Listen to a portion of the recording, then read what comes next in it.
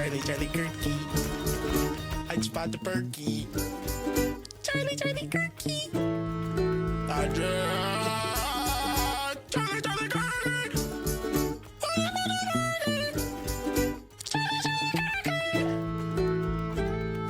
Dorfidoodle is the winner, Jersey Yee.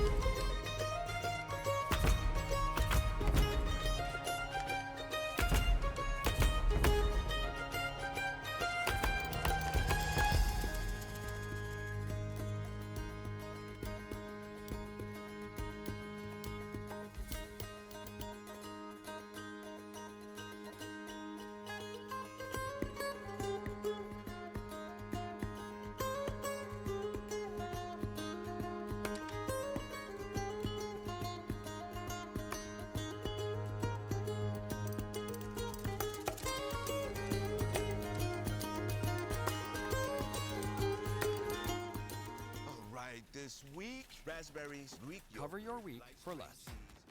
It's an Aldi thing.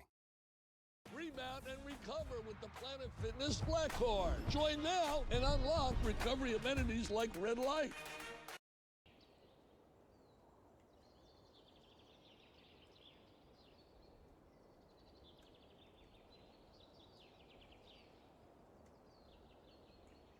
Hi. Did you know that it's illegal to say, "We should kill the president"? Label me a dissident. It's only American to wanna kill the president.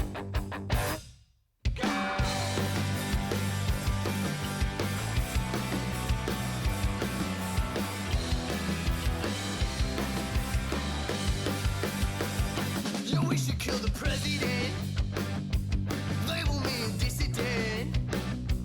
It's only American to wanna kill the president.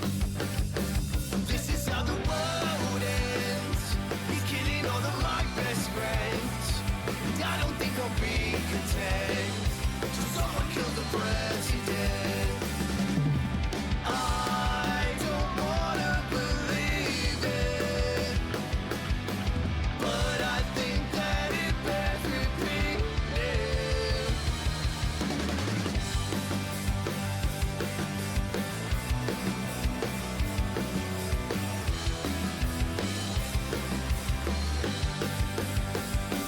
We should shoot a billionaire, film and put it on the air. Dragging by his Turkish hair, no one cares. We should shoot a billionaire.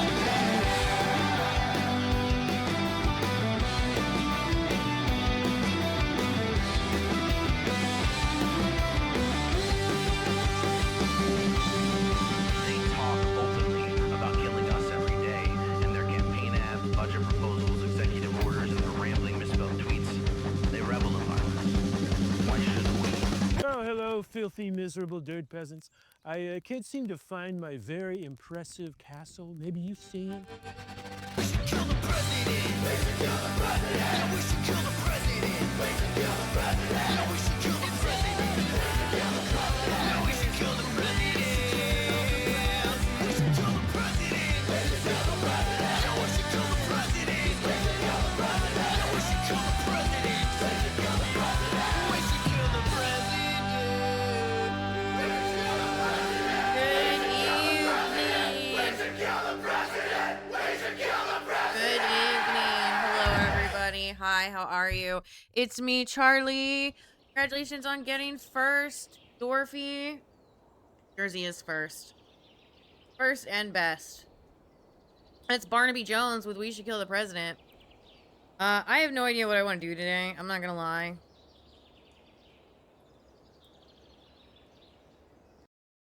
Why did they redact their director?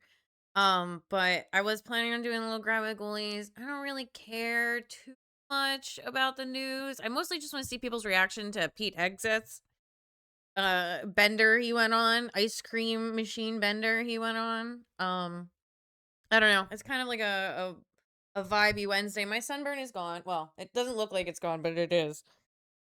I did put sunblock on today before I did a little bit of yard work. I raked some leaves. I put sticks into the bottom of where my garden plots are gonna be. What we're gonna do is we're gonna do a layer of sticks, layer of compost, a layer of rocks, a layer of soil.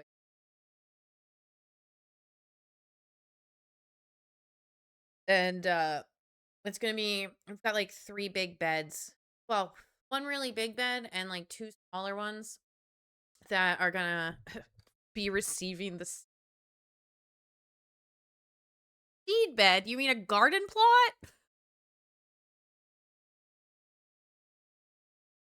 What do you mean a garden plot's not a romance about a gardener falling in love with somebody whose hedges he takes care of? What do you mean?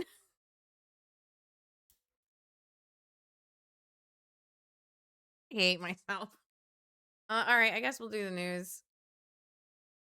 The Pentagon hid this from you. That first attack on US troops by Iran, it was so much worse than they let on. Not only were 6 service members killed, more than 30 are still hospitalized with traumatic brain injuries, memory loss, shrapnel wounds, and burns. Meanwhile, the International Energy Agency... Oh my God, the government lied to us. You know, I'll never forget what some of Charlie Kirk's famous, almost last words were. Let's see if I can find it. Hold on.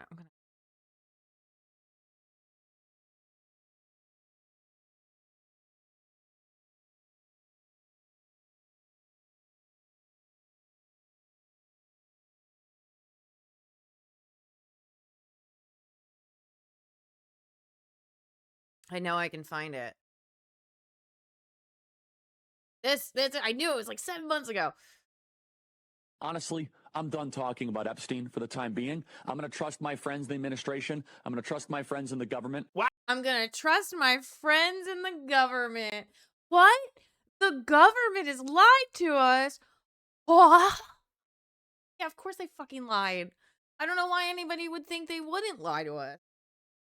And this goes for all governments, okay? I don't think there's a government in the world that isn't keeping secrets from its public that should be out in the public. Trust me, I do not trust any government. This is not just a strictly United States government type of thing. I don't trust a lot of governments. I don't trust state propaganda. Sorry. Releasing its largest ever oil release from global strategic reserves as Iran keeps up attacks across the Middle East in a bid to show that it hasn't been defeated yet. And that's even after American and Israeli strikes that were described as the most intense so far. And that's where we have to start. And so with all that, today you had Qatar, Saudi Arabia, Kuwait, the UAE, and Oman all saying that their forces intercepted drones and missiles. Oman also reported drone strikes and fuel tanks at a port in the southern part of the country. And a British maritime monitoring group reported that 3 commercial ships in or near the Strait of Hormuz were hit by projectiles within hours of each other. And Iran appeared to take responsibility for at least one of those attacks, with the commander of the Navy of the Islamic Revolutionary Guard Corps saying in a social media post that any vessel that intends to pass must obtain permission. And as we've talked about at length before, Iran's ability to effectively lock down the Strait of Hormuz, it's pretty much their best leverage. About 1/5 of the world's oil passes through that waterway. And with Iran knocking it almost entirely out of business, you had international oil prices surging to nearly $120 a barrel at their peak, which was the highest level since 2022. And while they've since fallen to around $91 a barrel, in part because Trump says, oh, this is not a forever war, it's actually pretty much done, but then he's constantly contradicting himself, that $91 a barrel, it's still up from less than $73 a barrel before the war began. And with that, you also had another Iranian official claiming today that the world should get ready for the price of oil to reach $200 a barrel. And while these rising prices, they're having the biggest impact in Asia and Europe, which rely more heavily on the Middle East for oil and natural gas,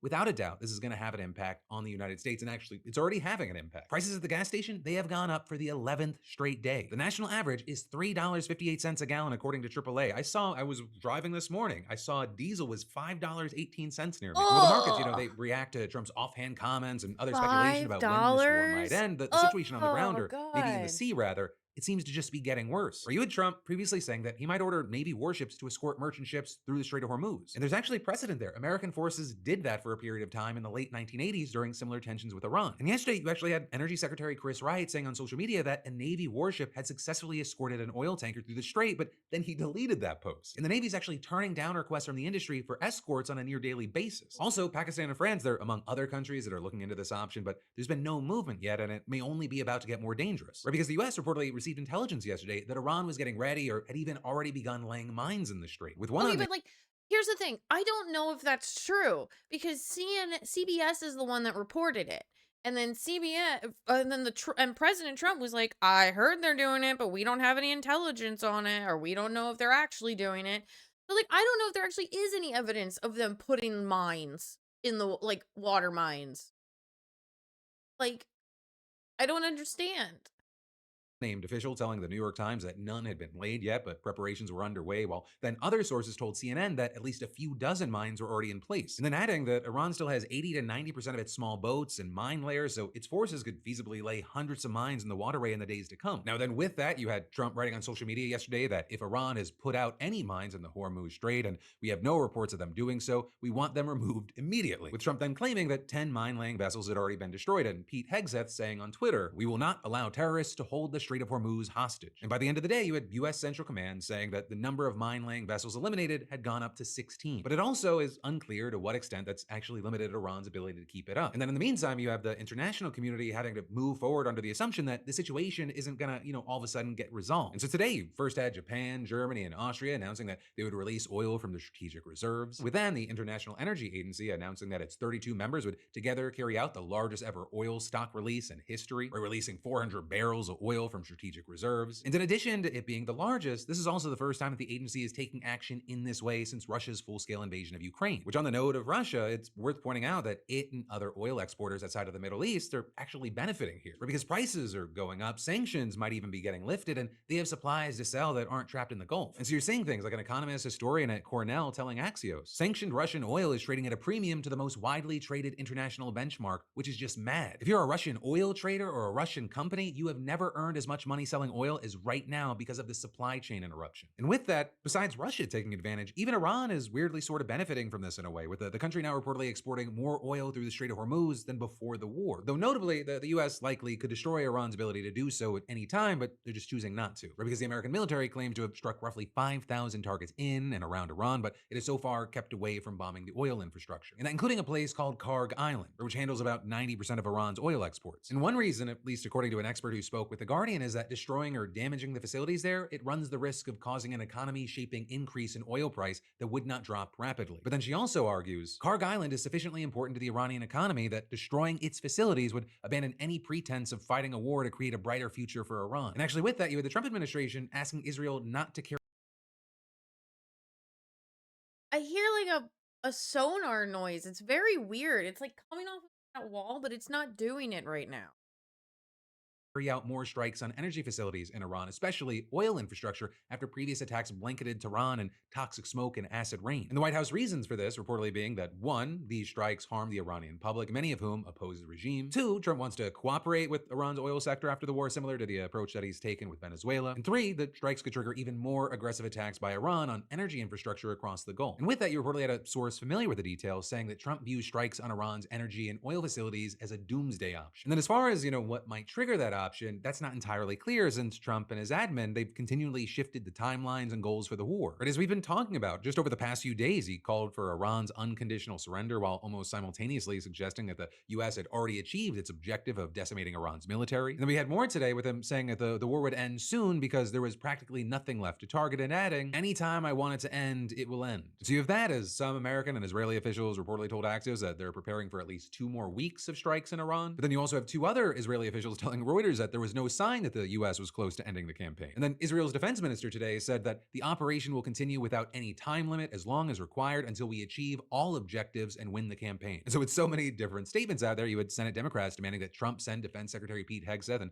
Secretary of State Marco Rubio to testify under oath on the war in Iran, arguing that they've failed to explain the objectives, scope, and endgame of this war. Right, and then with this, as far as the public reaction, while you're I'd seeing love to see a lot of public different takes out hearing. there, you're also seeing people like podcaster Joe Rogan having yet another another remarkable I haven't seen it. I haven't even logged onto Twitter today, so I'm enjoying the fact that I get to find out what Joe Rogan thinks. revelation that the promises of this man that he helped get into office, they might have not actually meant anything. Which just seems Yeah. so insane based on what he ran on. I mean, this is why a lot of people feel betrayed, right? He ran on no more wars and these stupid, senseless wars, and then we have one that we can't even really clearly define why we did it. And then another thing we need to talk about is just how completely unprepared this administration was to deal with the consequences. Because it's becoming increasingly clear that this White House was not ready for the fight that Iran's put up. You've seen them unprepared to evacuate personnel, coming up with ideas to deal with rising gas prices only after the fact, and having no real plan for dealing with the Strait of Hormuz situation. And you even had Senator Chris Murphy, who said after that briefing that the administration had no plan on how to get it safely back open, and adding, which is unforgivable because this part of the disaster was 100% foreseeable. And you also have senior defense officials telling the New York Times that the Iranian military has shown that it learned a lot more from the 12-day war over the summer than they expected. I mean,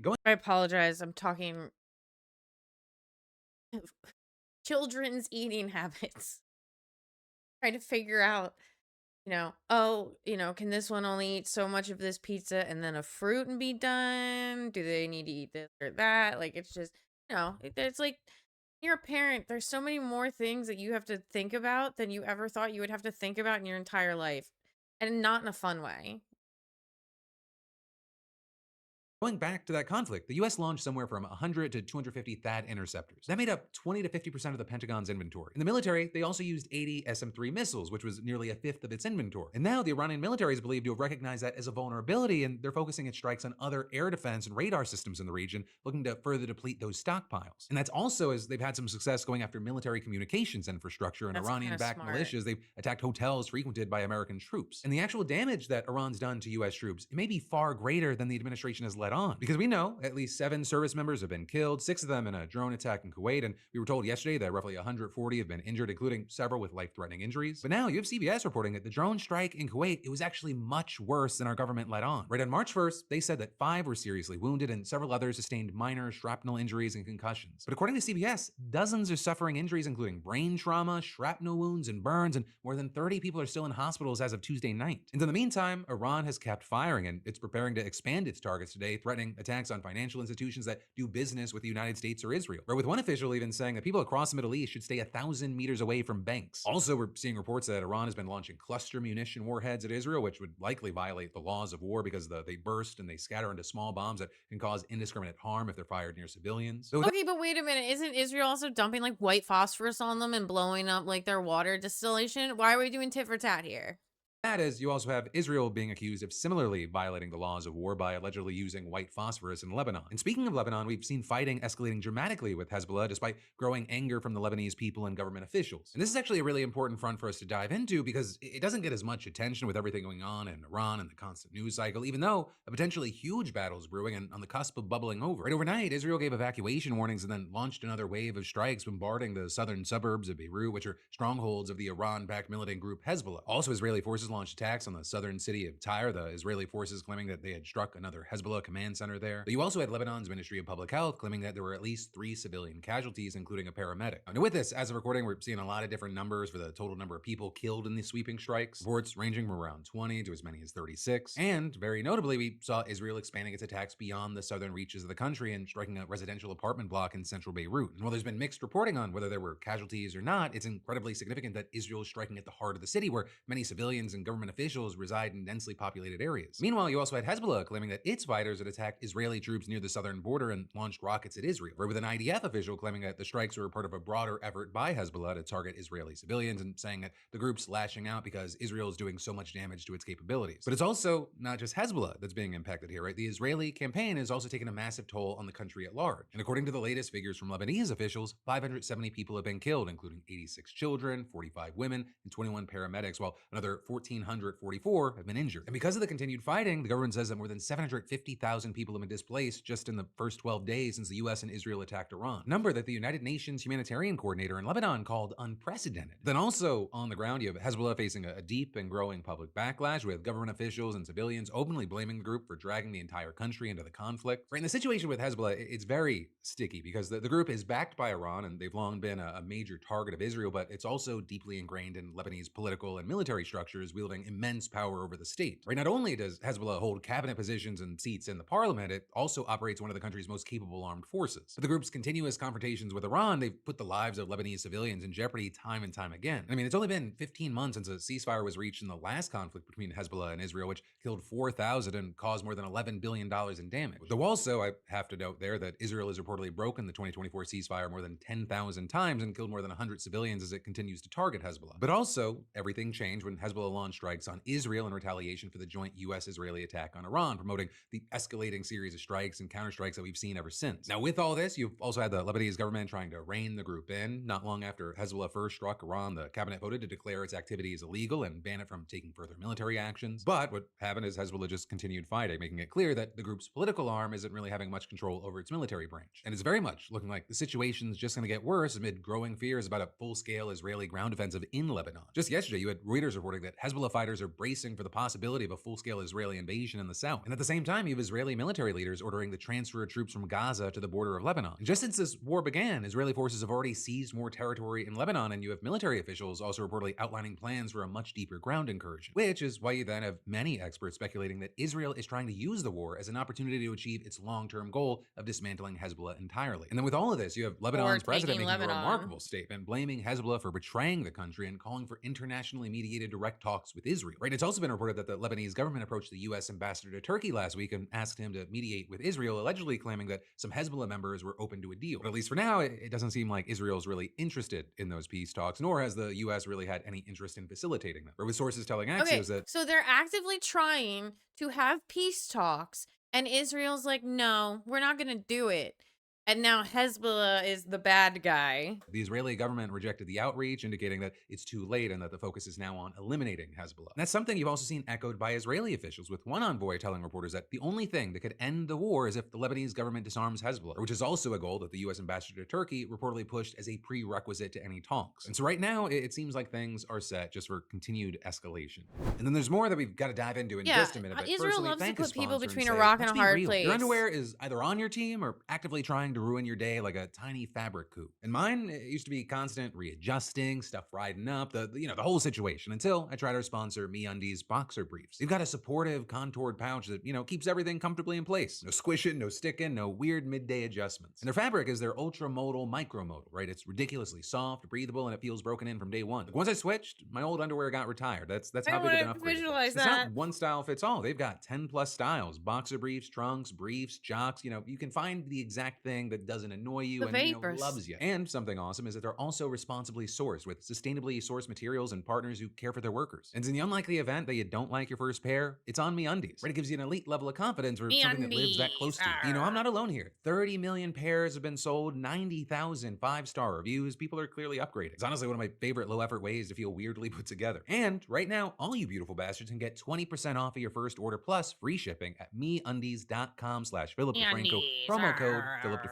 Again, that's MeUndies.com/PhilipDeFranco, promo code PhilipDeFranco, or scan that QR code for 20% off plus free shipping. Then diving right back into the news, it looks like Kristi Noem's about to leave the Department of Homeland Security just in shambles. Right? Because last week, Trump gave her the boot, right? You're fired, though he framed it as a promotion, though we really all know what happened. And with that, it's now being reported. Because I don't think he announced the Star Command or whatever the fuck it was called, the Shield of America initiative. Like he was supposed to announce it this past weekend at Doral, and I don't think he did. That by the time she's gone on March 31st, there's likely going to be dozens of pending contracts still sitting on her desk that she just never got to. That's because back in June, she began requiring that all DHS contracts worth more than $100,000 come to her first for personal approval. Thing is, as you'd probably expect, that's like most, if not all, DHS contracts. It's an amount of work that more than one person is meant to handle, especially a person who seems more concerned with maximizing her TV presence than actually doing administrative work. So you're seeing things like a source telling Axios there's a mountain of backed up contracts and invoices on her desk that the new guy will just have to deal with. Now, Noem's department, they justified the policy as a measure to combat waste, fraud, and abuse, claiming back in August that it saved over $10 billion. But then in addition to everyone being pretty skeptical about that claim, you have critics countering that it's also made the department's work impossible. In fact, some vendors have reportedly begun billing the department in chunks of $99,999.99 at a time just to get paid. With then another source saying, from everything that I've heard, it's still a giant shit show up there. And adding the ramifications ramifications of her tenure are going to be felt for years and years and years and years. We're not really going to know exactly Oh how bad it is my until we have a major God. hurricane that unfortunately impacts some place in the United States. And what they're referring to there is the fact that one of the agencies under the DHS umbrella is FEMA. FEMA, which responds to natural disasters. And Yep. according to Senate Democrats, Nome's personal approval policy has delayed over 1,000 grants, contracts, and funding awards worth tens of millions of dollars to help communities rebuild and recover after disasters. The average delays that we're talking about, they were reportedly lasting 3 weeks and sometimes longer, contradicting DHS claims that typically nothing's on our desk for Yeah, longer I than feel like California hasn't seen anything for their wildfires from last January. 24 hours. But it's also not just FEMA. Even Trump's own priorities have stalled, including his signature border wall. Right, Trump's so-called big, beautiful bill, it funded nearly 2,000 miles of it, but as of mid-February, just 36 miles were complete. And in addition to that, you had two sources telling Axios that dozens of ICE facilities currently holding detainees, they have contract extensions waiting for Nome's signature and they're awaiting payment. Or with those including Texas's Camp East, Montana, whose funding lapsed in February, New Jersey's Delaney Hall, who also hasn't been paid, and the infamous Dilley Family Detention Center in Texas, which just ran dry this month. Now, to be fair to Nome, though dog-killing Ice Barbie really doesn't deserve it, it may not be entirely her fault. Because her top aide, Corey Lewandowski, also apparently signs contracts before they go to her desk. Right, and Lewandowski, if you've forgotten, he's the guy that Nome's rumored to be fucking, even though both of them are married, and his title is Special Government Employee, and it exempts him from regular federal ethics laws. And while when Nome was asked whether Lewandowski had any role in approving contracts, Nome said to the Senate Judiciary Committee, no. ProPublica obtained DHS records showing that Lewandowski personally approved a multi-million-dollar equipment contract at the agency last summer. And you have several sources adding that he also approved numerous others, and that his signature is often needed before large ones can go through. And so you had Senator Richard Blumenthal saying that he would open an investigation into whether Nome committed perjury, right, a federal crime,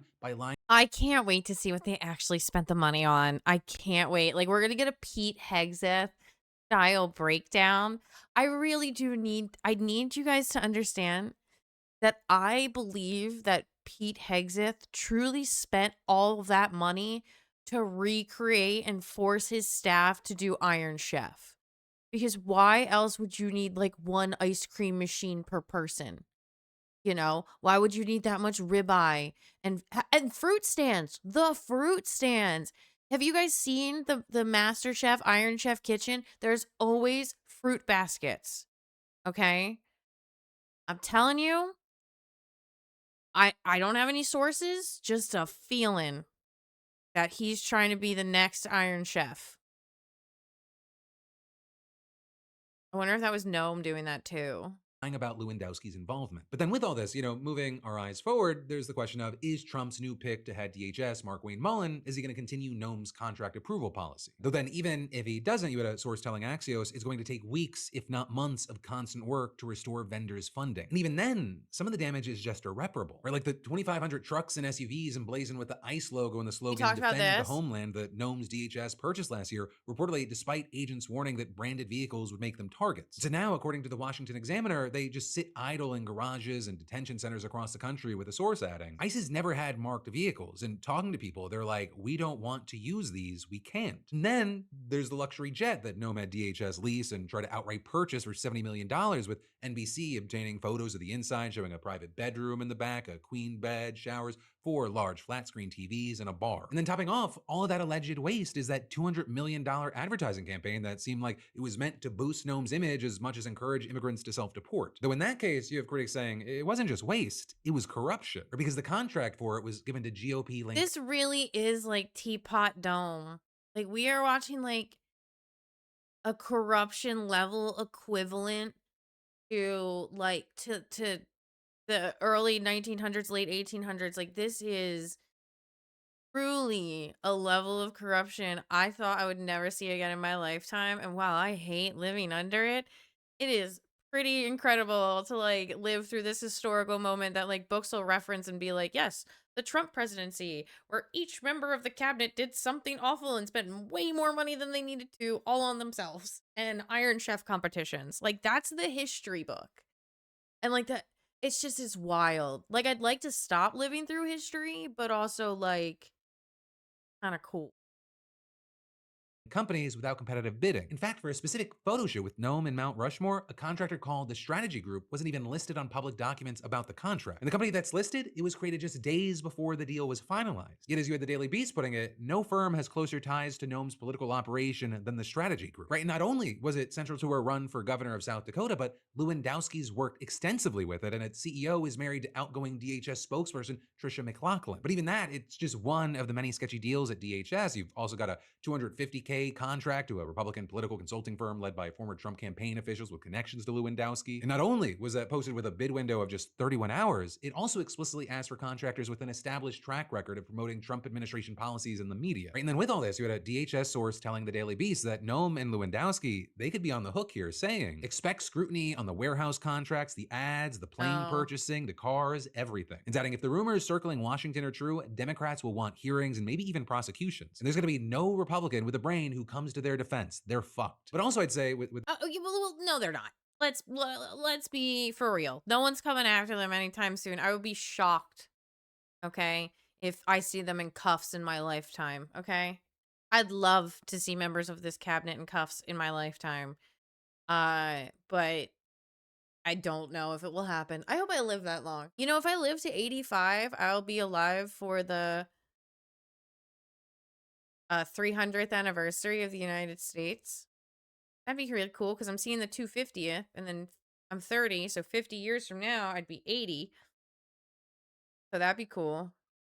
this Trump administration, I wouldn't hold your breath for accountability, especially as, what they've done isn't really all that unique for the Trump administration, almost every part of which has been accused of rampant corruption. Right, of course, there's Trump himself, who looks like he's enriched his family to the tune of billions of dollars since winning the election, telling the New York Times, I found out nobody cared and I'm allowed to. Also, Trump's Deputy Secretary of Defense, billionaire Steve Feinberg, co-founded the private equity firm that owns at least 4 of the companies awarded Golden Dome contracts so far. Deputy Attorney General Todd Blanche owned almost $160,000 in crypto-related assets when he shut down investigations into crypto companies, dealers, and exchanges. And Attorney General Pam Bondi sold off up to $5 million in Trump media stock the same day that Trump's tariff announcement caused its value to drop 13%, prompting accusations of insider trading. And actually, speaking of Pam Bondi, it looks like the insider trading accusations might be the least of her worries, because you've got the New York Times now reporting that she is quietly relocated to one of several military bases in the Washington area over mounting threats that she's facing from drug cartels and people upset with her handling of the Epstein files. Threats were flagged by federal law enforcement, and they really started picking up after the capture of Maduro earlier this year. But it also turns out she's not the only official in the Trump administration living in military housing. Stephen Miller, Pete Hegseth, Marco Rubio, and Kristi Noem have all moved into secure military facilities. And right now we apparently don't know what they're paying to live there or if it even costs them anything at all. You had Noem previously saying that she was paying fair market rent. And while, over the past few decades, it's not an unheard of thing for government officials to live in these kinds of facilities, having so many all at once, it's a little unusual. And that's why you had the Times saying, this appears to be the first administration to take such widespread advantage of taxpayer-funded military housing to accommodate political appointees who do not have a direct connection to the military. And so with all that, as far as a response, you had a spokesperson for Bondi not commenting on the move, except to say that the Times was not to publish the specific location of the base that she's living in. But also, of course, this is coming as Bondi's not been able to escape constant public criticism, especially over the Epstein files. And earlier this week, you actually had a representative introducing articles of impeachment against her for illegally withholding the files, accusing her of protecting predators who abuse children to appease Donald Trump. She was also just subpoenaed by the House Oversight Committee, and today, Chairman James Comer said that he's working to schedule her testimony in the next few weeks. And that's as today, you have the Oversight Committee deposing Epstein's longtime accountant to get answers about how Epstein made his money. And there you had Democrats in the committee claiming that this accountant was a central facilitator of Epstein's ability to exploit girls and women, and saying we will leave no stone unturned as we seek answers. But also when it comes to Epstein news, the biggest headlines today are actually coming out of the UK. Because while the administration in the US, they're letting accused pedophile protectors live in secure military bunkers, the UK, they're releasing bonus extra credit files about their government leaders. Right, in these new files, they center around Peter Mandelson, who was previously the UK's ambassador to the United States, but also was ousted last year over his Epstein ties and later resigned from the Labor Party. With the DOJ's files suggesting that Mandelson received tens of thousands of dollars from Epstein, and he advised him on government policy, and there's a photo in the files that shows a man who appears to be Mandelson in a t-shirt and underwear alongside a redacted person in a robe. And there was a ton of fallout because while he denied wrongdoing, last month he was arrested on suspicion of misconduct in public office and then released as the probe continues. And then this has also created a massive headache for Prime Minister Keir Starmer, who many think should resign as Prime Minister for making Mandelson the US ambassador in the first place. And so this batch of files that the British government released today, it relates to the vetting process behind Mandelson's appointment, and it doesn't really help Starmer in the slightest, right? Because they show that Starmer was warned that Mandelson could generate general reputational risk over his ties to Epstein, with a due diligence checklist saying after Epstein was first convicted of procuring an underage girl in 2008, his relationship with Mandelson continued across 2009 to 2011, beginning when Lord Mandelson was business minister and continuing after the end of the Labor government. Mandelson reportedly stayed in Epstein's house while he was in jail in June of 2009. She'd also claimed that in 2014, Mandelson was a founding citizen of an ocean conservation group founded by Ghislaine Ghislaine Maxwell Maxwell. and funded by Epstein. And it Yeah. says that Mandelson facilitated a meeting between Epstein and The Clintons were also involved with the um like ocean protection conservation group. I remember Jawbreak covering that. Prime Minister Tony Blair in 2002. And according to reports in an email coordinating this meeting, Mandelson described Epstein as someone who has his finger on the pulse of many worldwide markets and as safe, whatever that means. With the Times also reporting that current PM Starmer received an email warning him about appointing Mandelson, claiming, if anything goes wrong, you could be more exposed as the individual is more connected to you personally. So you have some feeling like this clashes with what Starmer had said about the situation because he insists that Mandelson lied to him repeatedly about Epstein and that he would never have made him ambassador if he knew then what I know now. But now you have some feeling these documents, they show he had ample warning. And so you saw conservatives in the country slamming Starmer, claiming, the Prime Minister has already admitted that he knew Mandelson had maintained his friendship with Epstein even after the latter's conviction for his terrible crimes. That was a bad choice, and it's a choice that we can now read about in black and white. Now, the Prime Minister claims that he was lied to. He wasn't lied to by this due diligence document. Maybe the Prime Minister was lied to, but he was lied to by an inveterate liar who had been fired twice before. And we're supposed to believe, Madam Deputy Speaker, that the Prime Minister, who was once the chief prosecutor in this country, couldn't see through this nonsense. It beggars belief. But then on the other side, you have Starmer's chief secretary acknowledging that yes, Mandelson should have never been appointed, but he also said that this due diligence report didn't expose the full depth and extent of the former ambassador's Epstein ties, adding, the Prime Minister deeply regrets taking him at his word. It was a mistake to do so. But as far as what's next, we'll see. There are more files that are expected to come out in the UK still, where the government's releasing these documents in batches, and while some are being withheld amid the police investigation into Mandelson, Starmer's camp, they insist that these files will show that Mandelson did in fact mislead the government. But also, Starmer is in a tricky spot right now, with the AP, for example, saying that while he survived initial resignation calls, the position remains fragile, even though he never met Epstein and is not implicated in his crimes. Which again, it's just wild to compare just our government to any other government. Our guy, like the main guy, is named in the files like 100 billion times, being a little hyperbolic, but a bunch. Right? And there are even FBI interviews accusing him of assault, and he's not going anywhere. In the UK, their main guy may get the boot because he knew and appointed a guy. And then there's more we've got to dive into. Yeah, that's wild. I wish we could be more like the UK. Take us back, King George. Who's king now?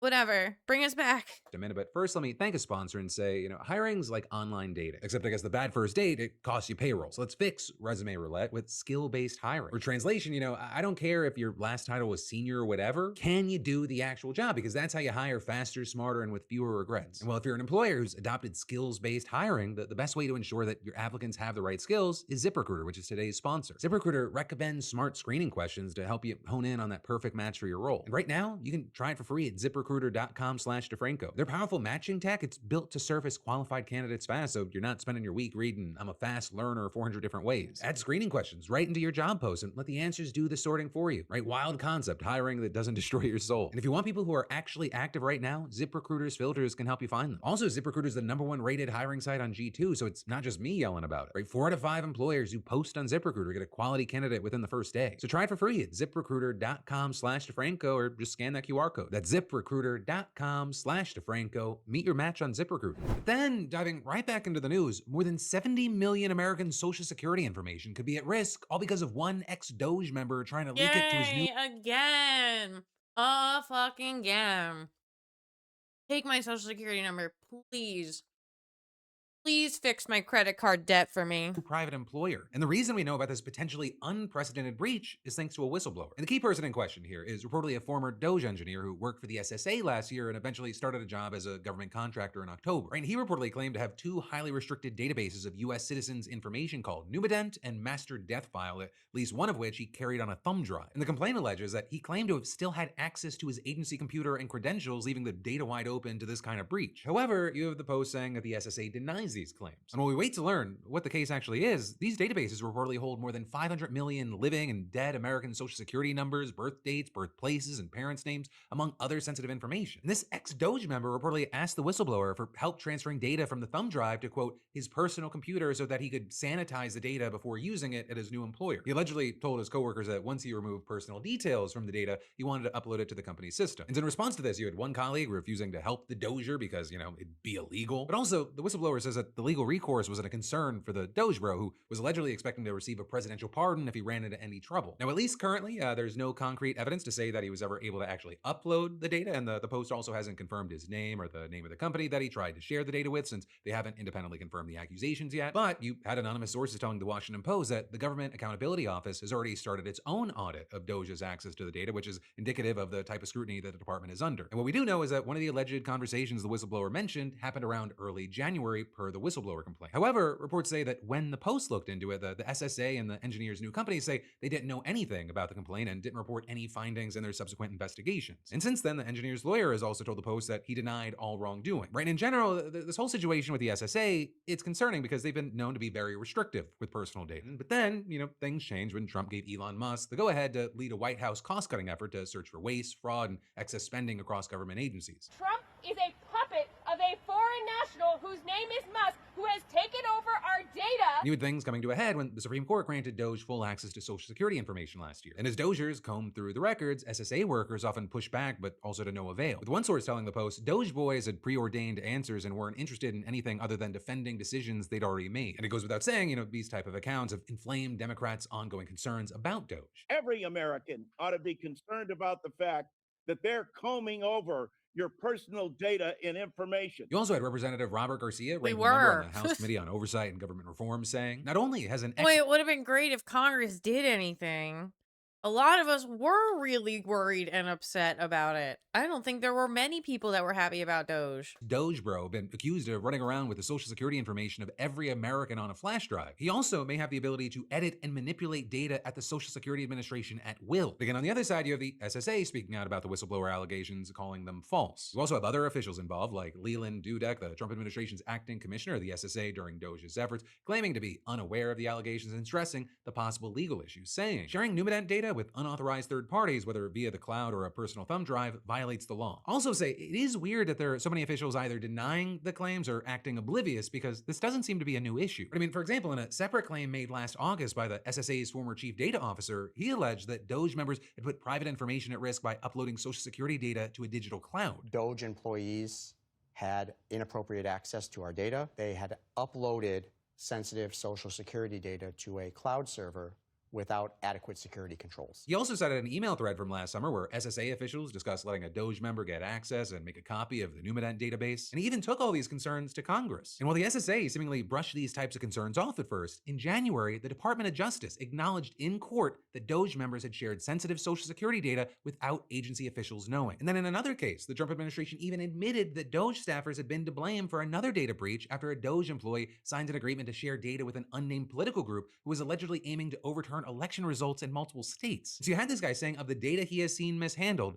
that this is absolutely the worst case scenario, saying there could be 1 or 1 million copies of it and we will never know now. Right now, you have people like this who are speaking out. They're in a tough spot as the GAO's audit of Doge's access to data, it reportedly lacks protection for whistleblowers. So ultimately, right now, we aren't sure where any of the data that Doge had access to landed, and the people who are trying to keep things in order, they're left to free fall. We are seeing in real time the consequences of this administration's early decisions to place the president's unqualified friends in these high places. It's creating real security problems for Americans. Those that are trying to do the right thing are in a tough spot, and even worse, those at the center of all this, they get to sleep easy knowing that if things do go left on them, pardon will make it right. But that, my friends, you beautiful bastards, is the end of today's show, but it also doesn't have to be, because you've got that brand new episode of Crashing Out with myself and Alex Perlman that went out today. It's a great one. And or maybe you missed last night's Philip DeFranco show. There was more to catch up there. You can click or tap and get there however you want. But yeah, thank you for you and your team's hard work. Much appreciated.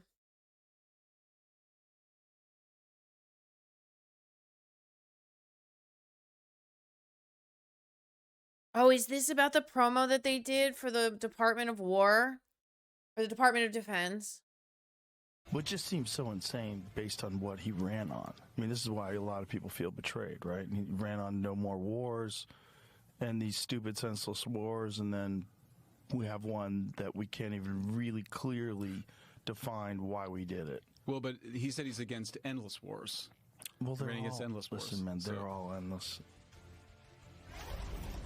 I know. Why more Joe Rogan? I'll tell you why. Because no one aided Donald Trump in the final weeks of his presidential run more than that guy.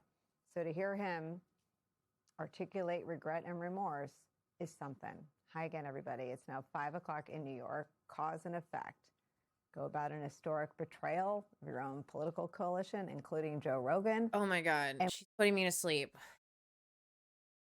News Fest McGee right there.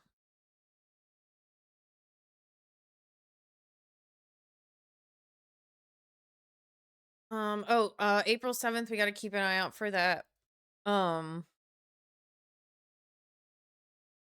That runoff race for Marjorie Taylor Greene's seat. It went to a runoff between the one Democrat and the one Republican.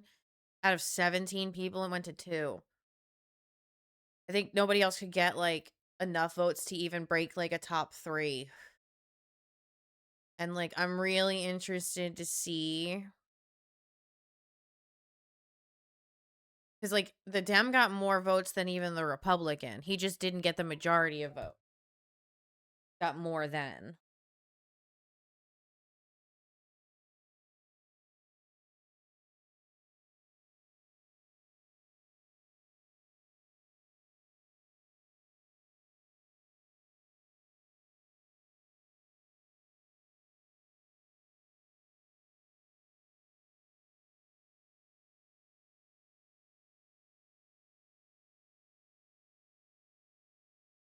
All right.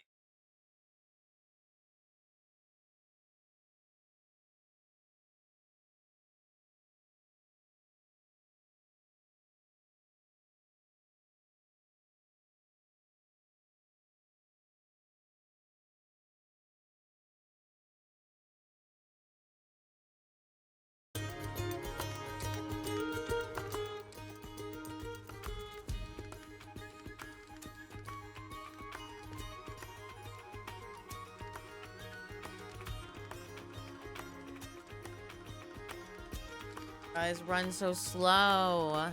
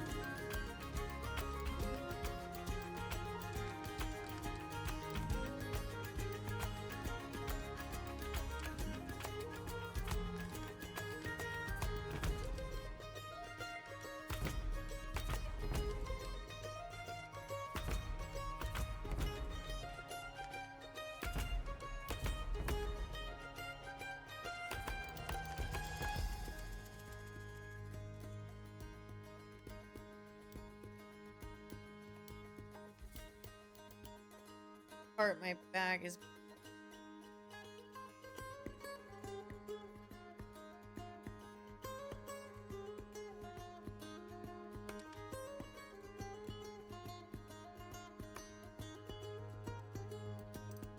Oh my God, there's a volcano erupting.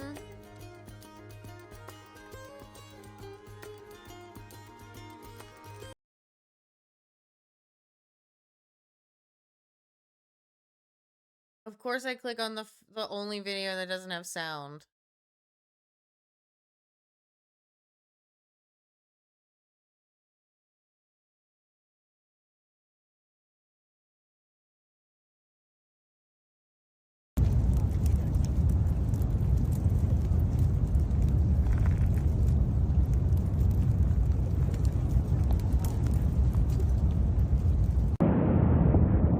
Oh, this seems pretty chill.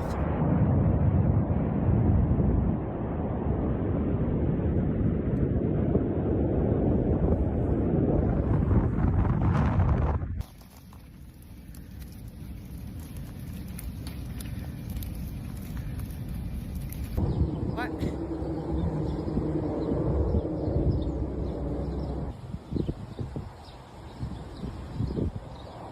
Is that the soot? I wish there was a single fucking news reporter talking.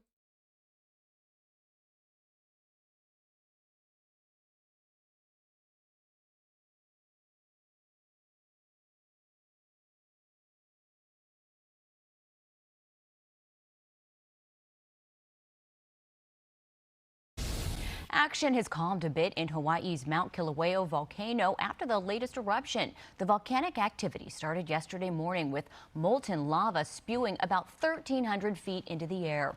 Rocks as large as footballs rained down from the sky. Look Footballs. There's a measurement that isn't a measurement. at that. The eruption caused hazardous conditions and warnings for that area of the Big Island. A large stretch of nearby Highway 11 was closed due to falling tephra, which is a mix of magma, rock, and volcanic glass. No injuries are reported. This was Kilauea's 43rd eruption since December 2024. Wow, that's a lot. All right, I think I'm going to move on to Grab by the Goalie.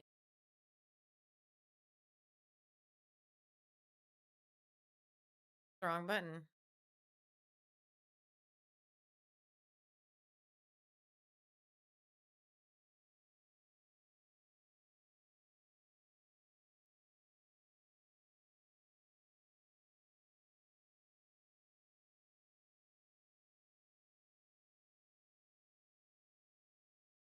All right, who's ready to see me get angry?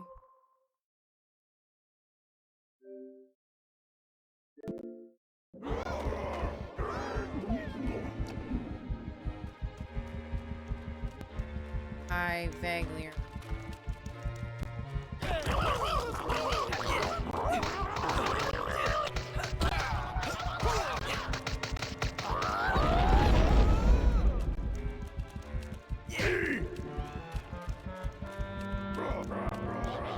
Where am I going?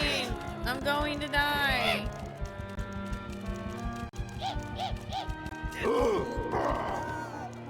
I don't even know where I'm supposed to go.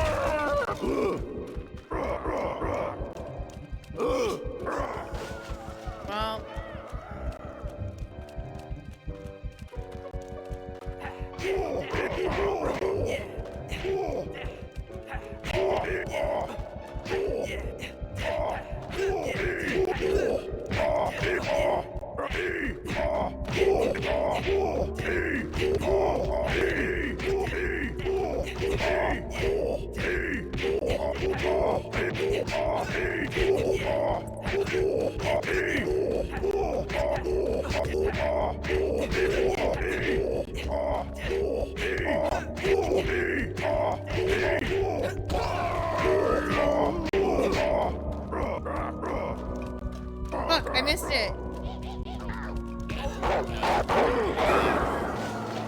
Damn it, I was doing so good. I had those two in like a perfect spot. If you don't kick them all the way down, they can't raid.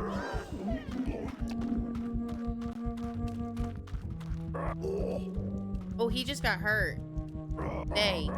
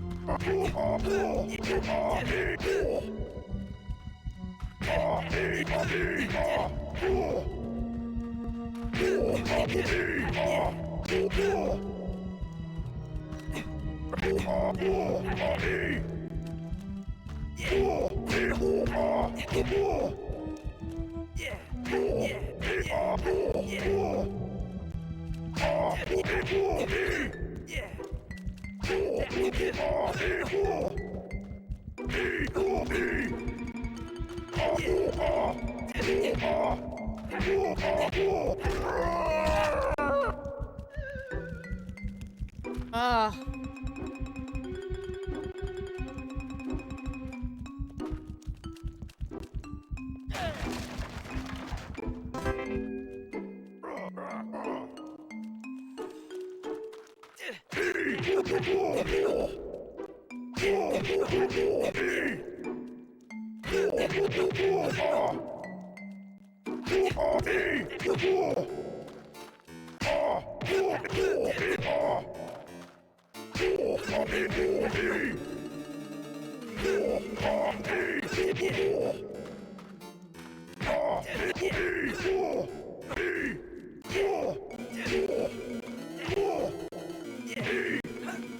No, that's not what I wanted to do.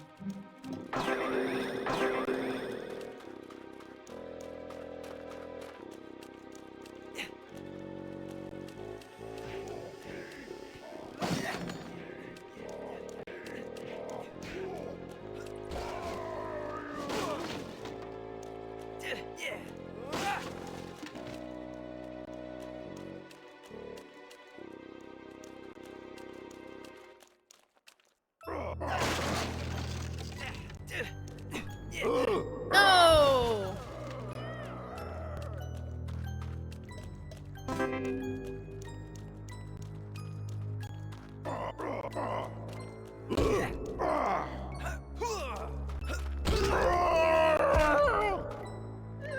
I like couldn't angle myself.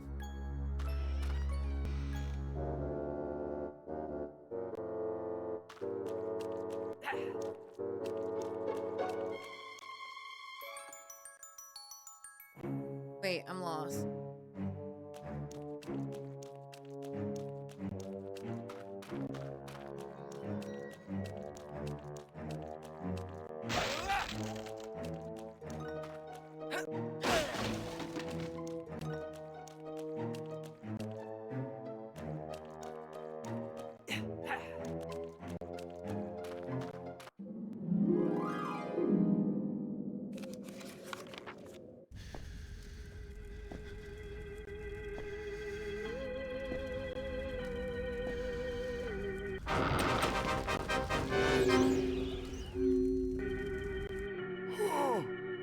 Be extra cautious, sir. Means cross behind the icon. Means don't defeat any ghoulies at all.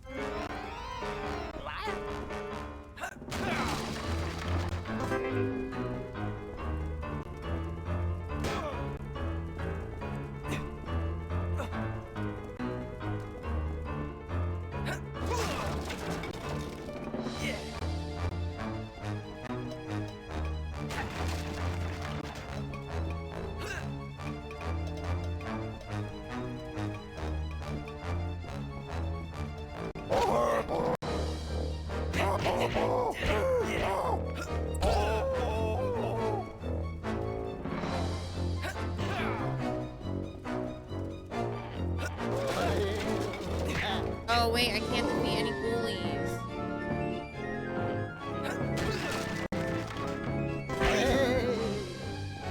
Boy. Aha, that's what I needed.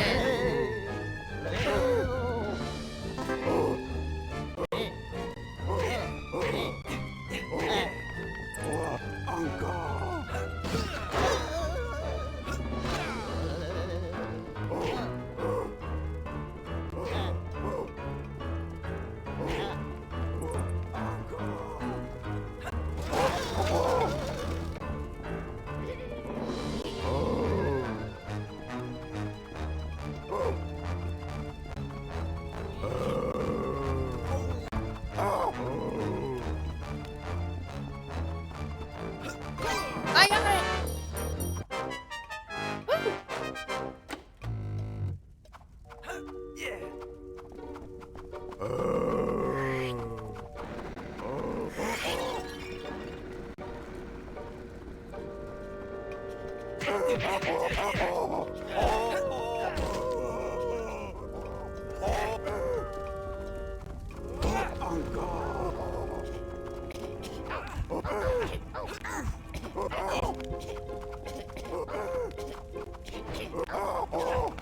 Oh, he's on fire too.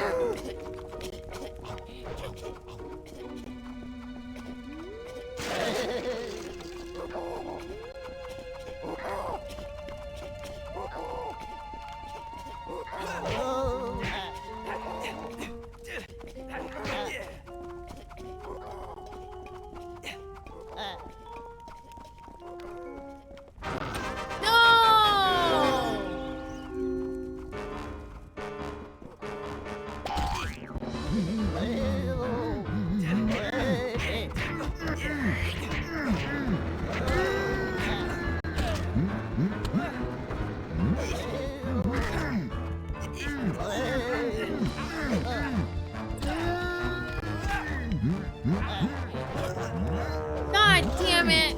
I shouldn't have fucked around. Alright, well. Damn.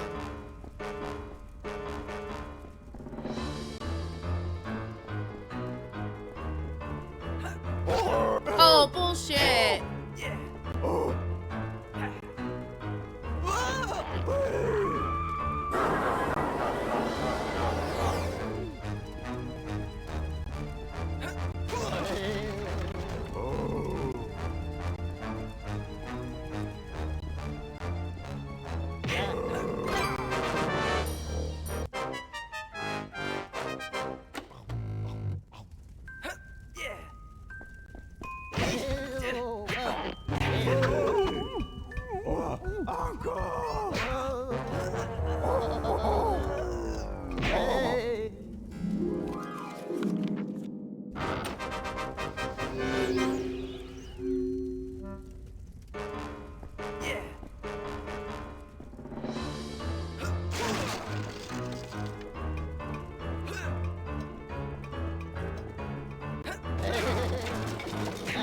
Oh wait, I'm not allowed to defeat anybody.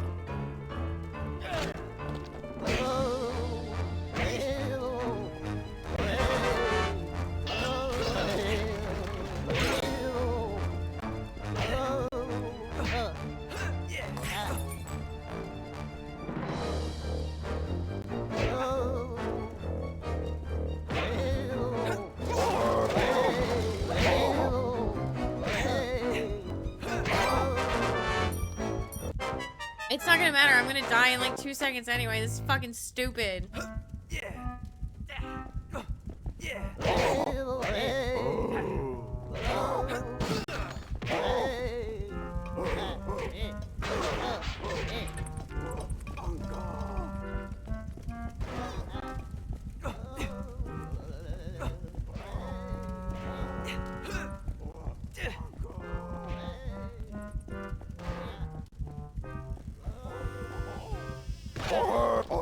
Fuck.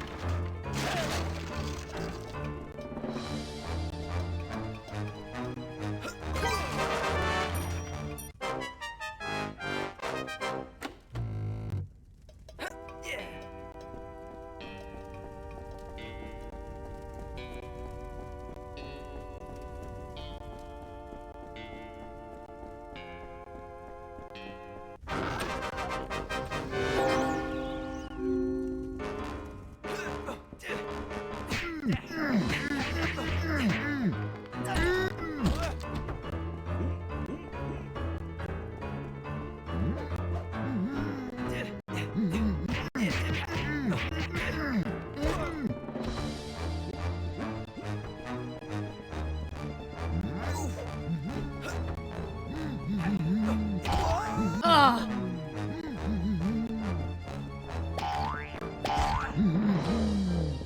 Bro, get up.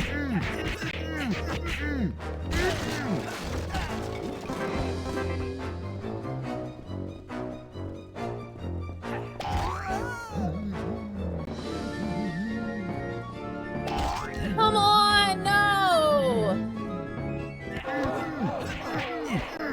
Fuck you!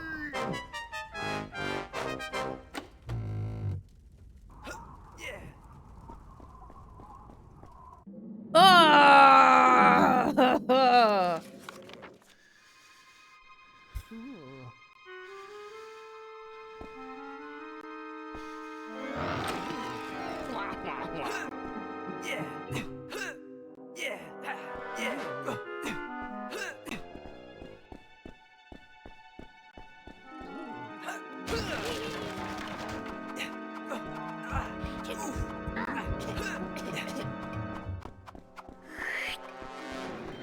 Oh, hello. Oh.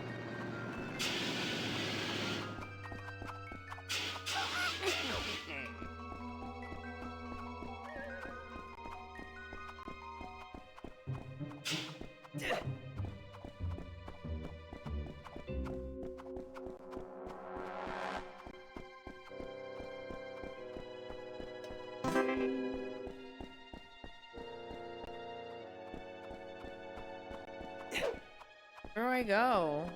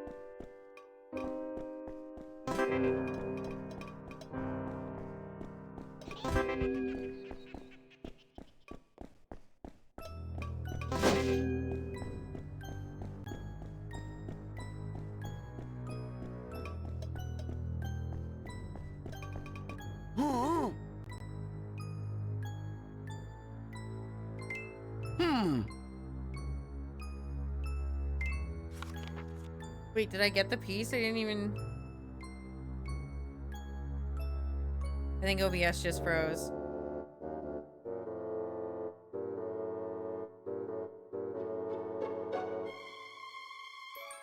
It's trying to come back. See it. The volume buttons are like tweaking on it.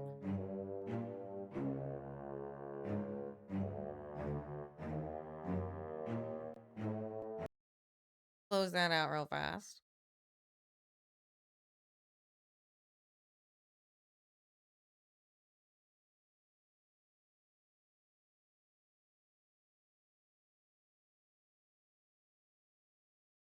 Oh, there we go.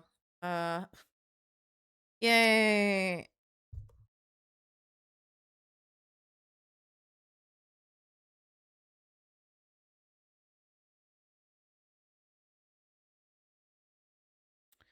All right. End tab. Close out of this.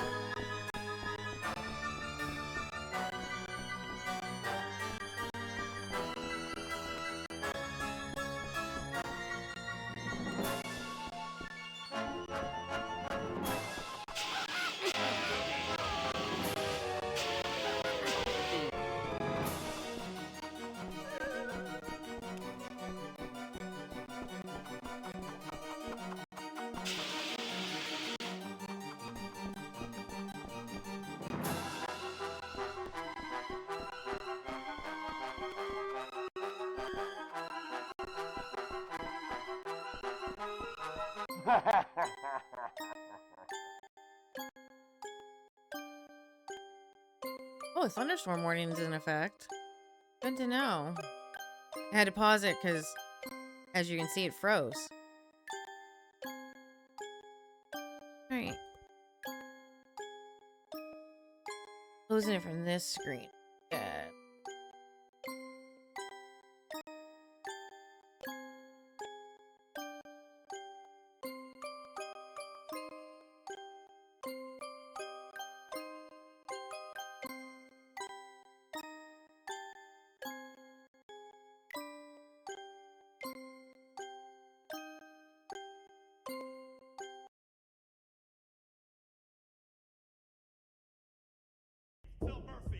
Hey, Kenny.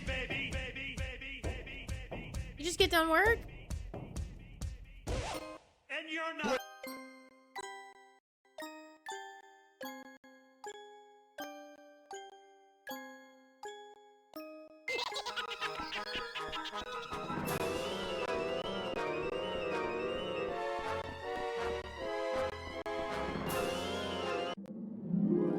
Yeah, I'm here running the treadmill. Nice. Ooh. I wish they would let me keep the weaponry. Do.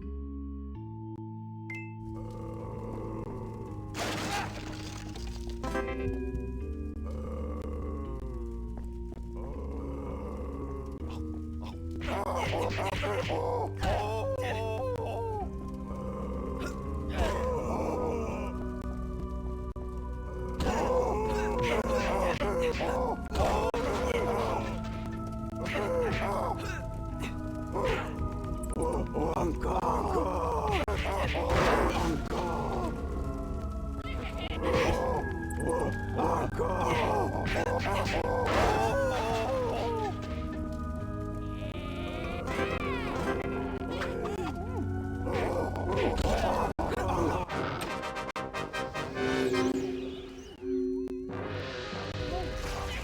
Wait, what does the X mean again?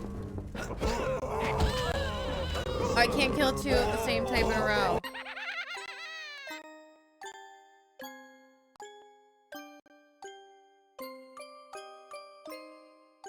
Oh, maybe that's what's going on. Maybe it's getting cooked by the Xbox. Maybe that's why we're having a bit of an issue. That'll do it.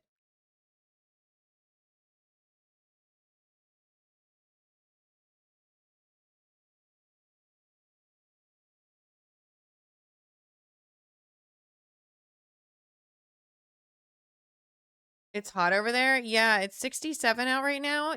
Earlier today, it was 80 something. Yesterday, it was 82. I still have a little bit of sunburn from being in the garden yesterday. So, you know, immediately hit the ground running. Went, where's the snow? Gonzo, goodbye. With how warm it's been the last few days, if it snows, I doubt it will stick. But yeah, springtime is here on the East Coast.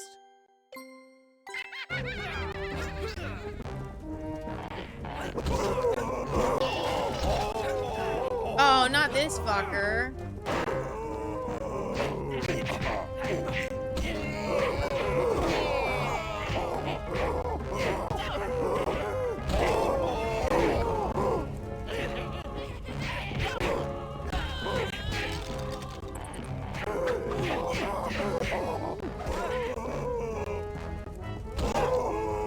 Dude, don't block my goal.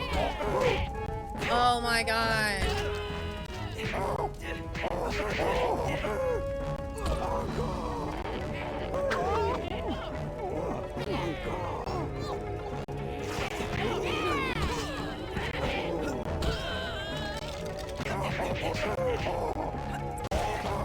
That's fucked up.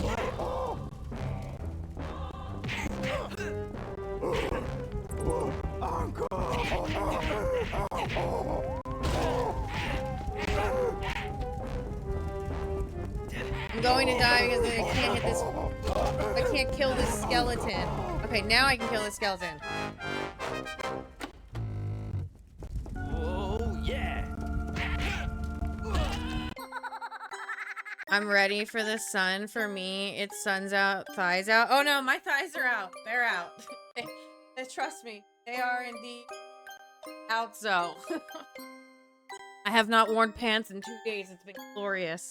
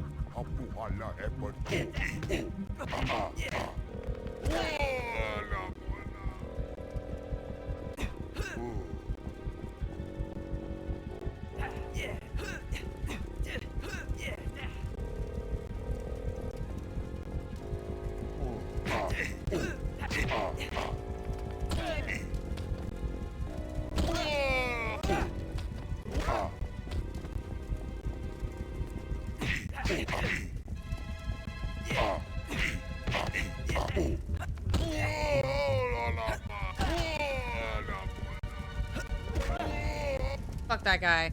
One of these days we have to figure out the OBS setup for you. Yeah, we'll get there. Knowing me, it'll never happen. Watch this motherfucker send out another wave of shit for me to fight.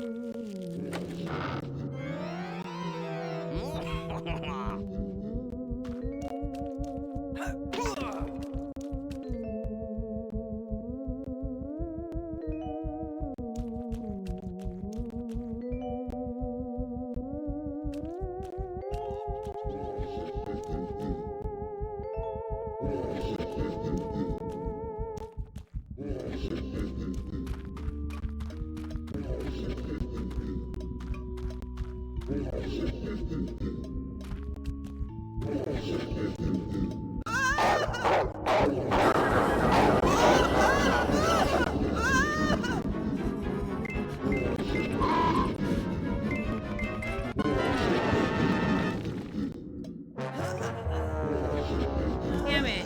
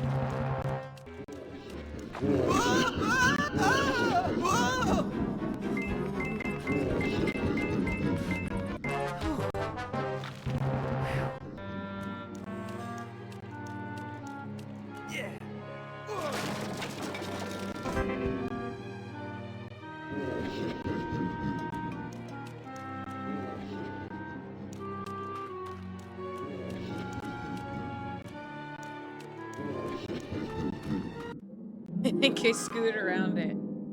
You can feel, sometimes the controller feels like it's vibrating when you're close to the spooker or to the laughing.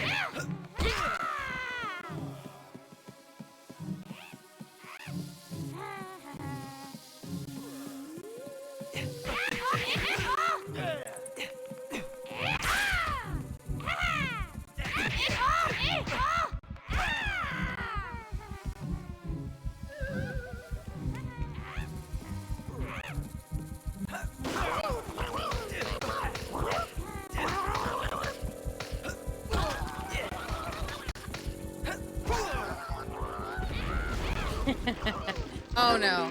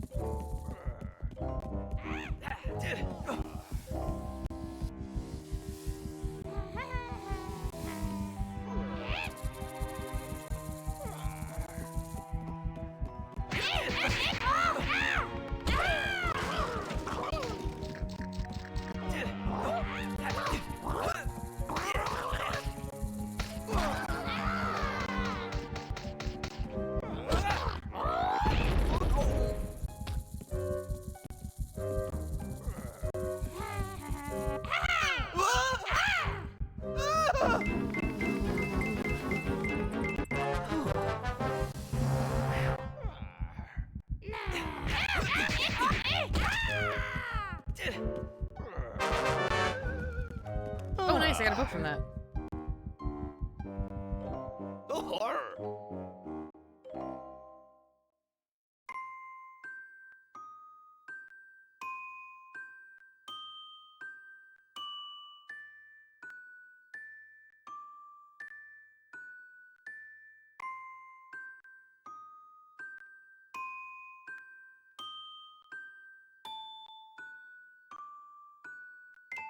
Buy me beef. I wonder if she likes old hairy backs. What the? Oh, hello, lad. Just keeping her eye on me. What? Got a boner for snake ladies or for vampire mommies, big titty goth girls. I do know a lot of ginger men who like big titty goth girls, actually.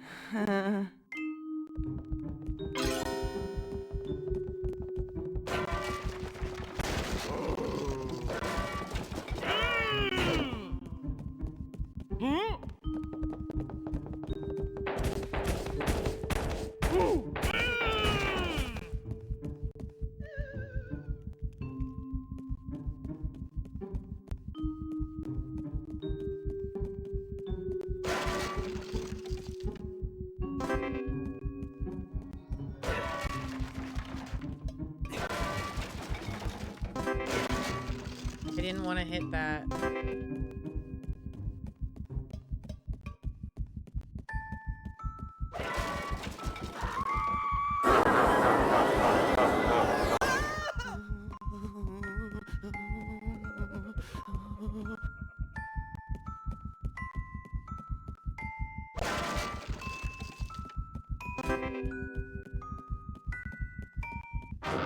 I knew it!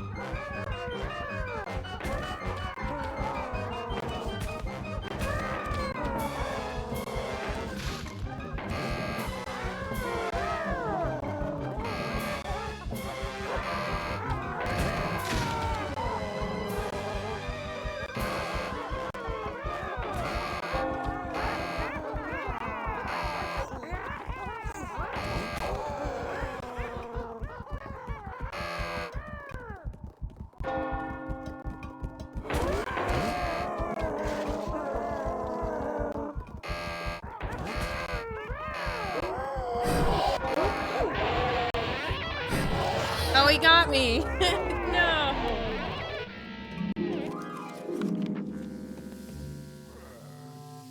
So I have to do this whole part over again?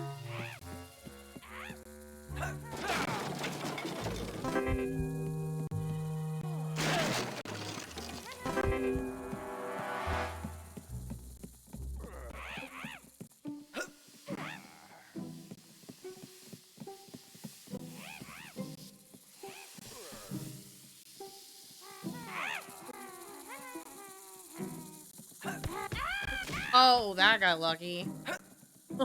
That got super lucky.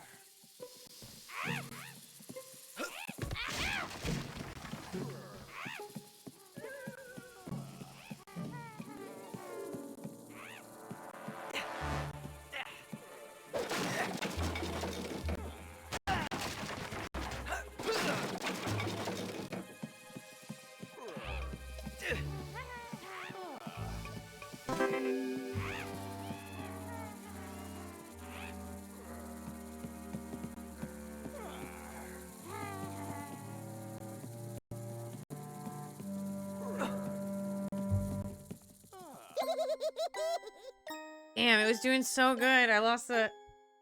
And the sound's still going, but not the image. It's close.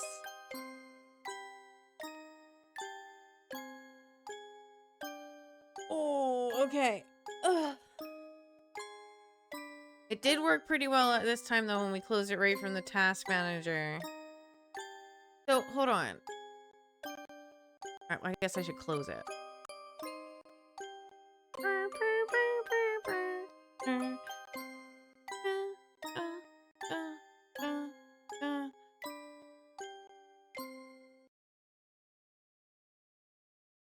Close.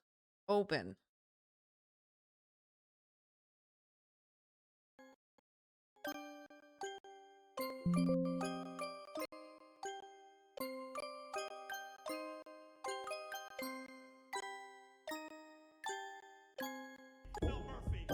We're from Jersey, baby. Hi again, Dorothy Bam.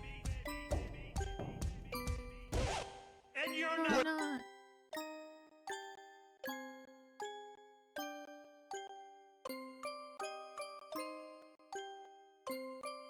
Check out those things later when Kenny can pay attention to me.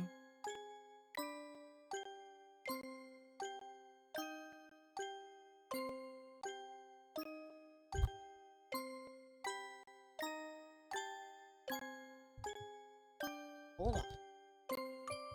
Oh my. Which way am I supposed to go?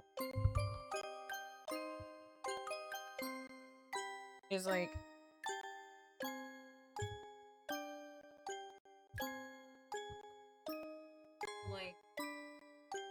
I don't know how to describe it, but like... This part of my mic will come apart from this part of my mic. I have to like... Why is like...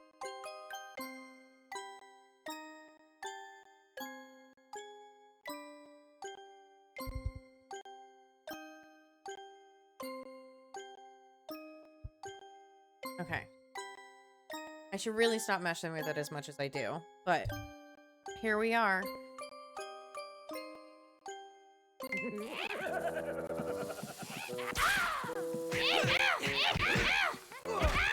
If I could stop hitting them all the way to red. Fuck.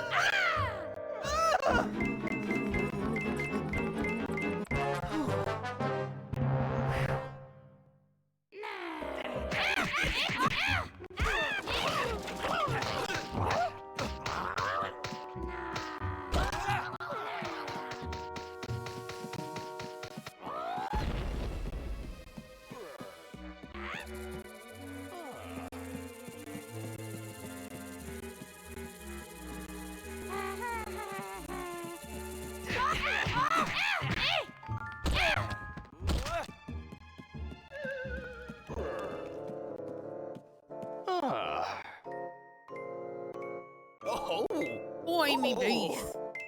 oh, He's into hot oh, big yeah. titty goth girls.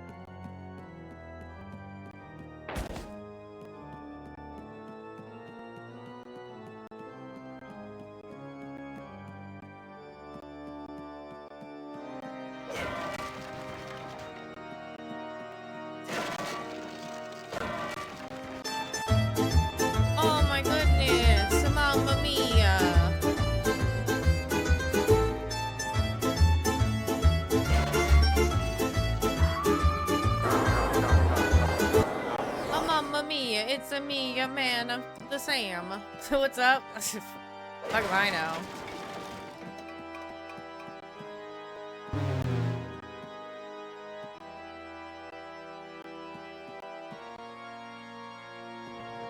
I'm trying not to get close to the door so I don't set off the challenge. But I'm also trying to collect everything. Delicate balance. Dead fucking tired? Oh man, this week's been exhausting. I can't believe it's only Wednesday.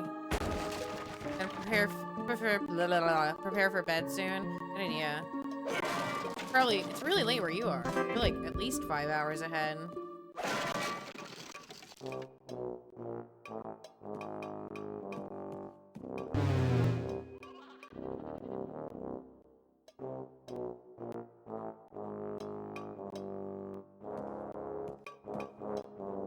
Just after midnight?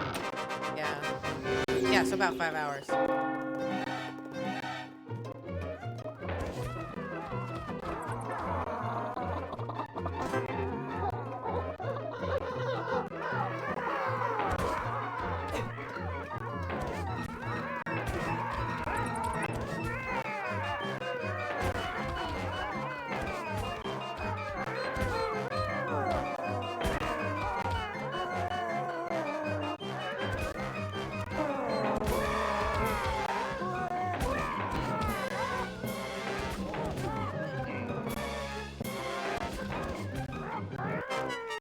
Sweet.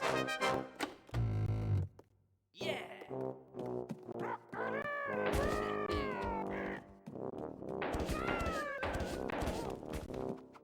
They really should leave the weapons with me. I don't know why they keep taking them away.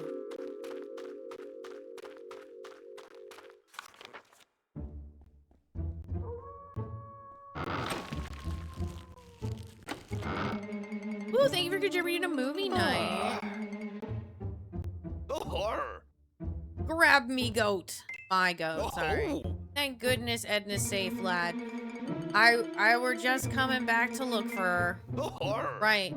I'm off to my cottage for a lie down while I still can. I be getting evicted in the morning.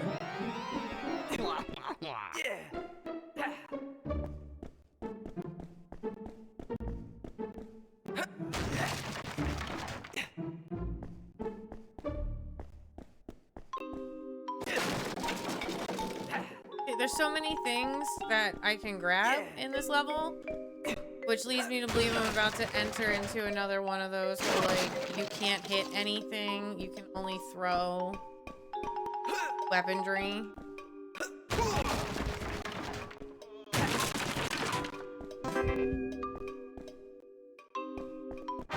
Yep. Only punching and weapons. Wait. Hold on. This icon means use no weapons or prepare for a reaping. This icon means that Sir may fight using only weapons. Any ghoulie head icon means Sir may only defeat ghoulies of that breed.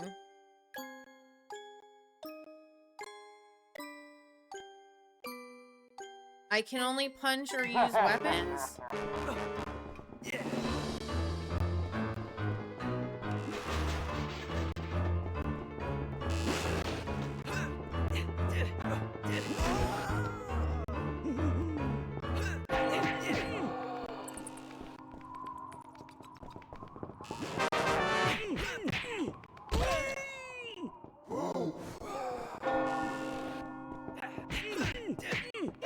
I don't understand.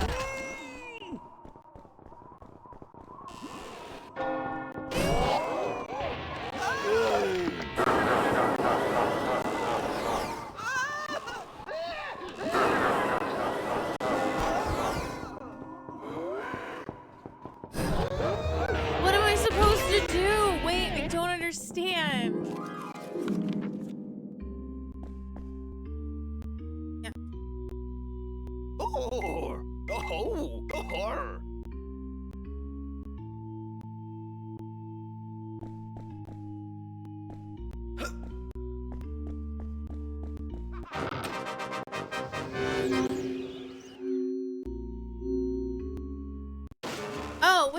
an idea.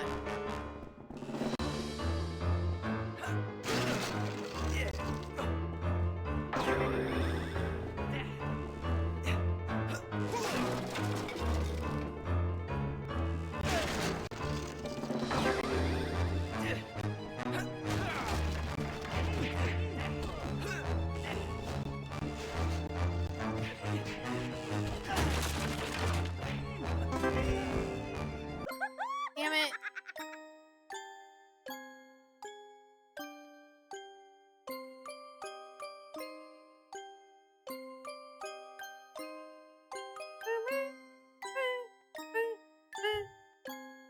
Oops, sorry. Sorry for hitting the mic, everybody. My bad.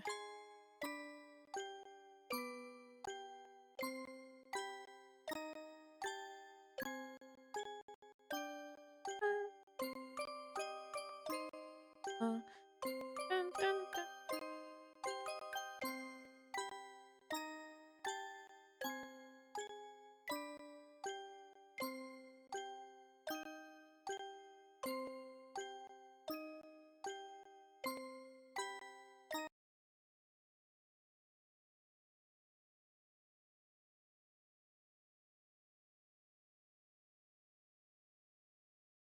How's everybody's night going? How's everybody doing? I don't know what Dorothy's doing. But I do know that Kenny is on the treadmill. At least he was last week.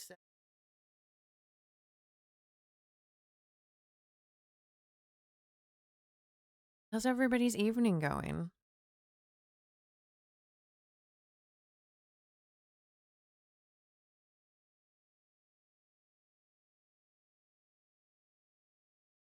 On progress.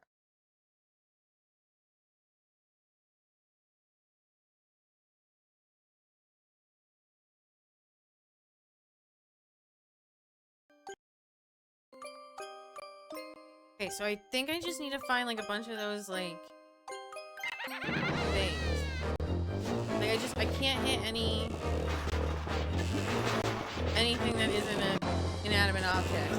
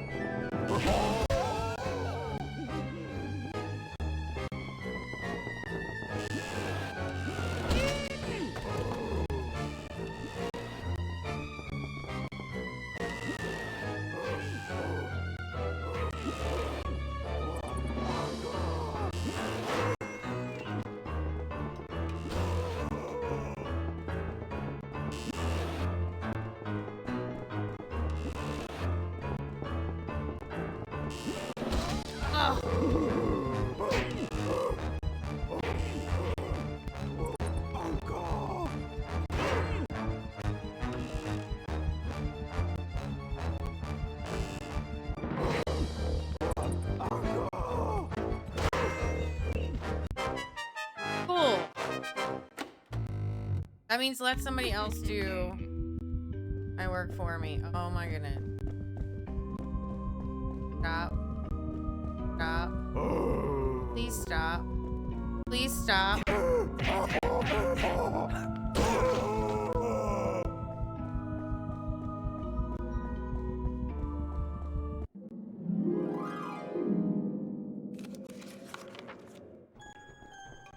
Oh, this fucking place.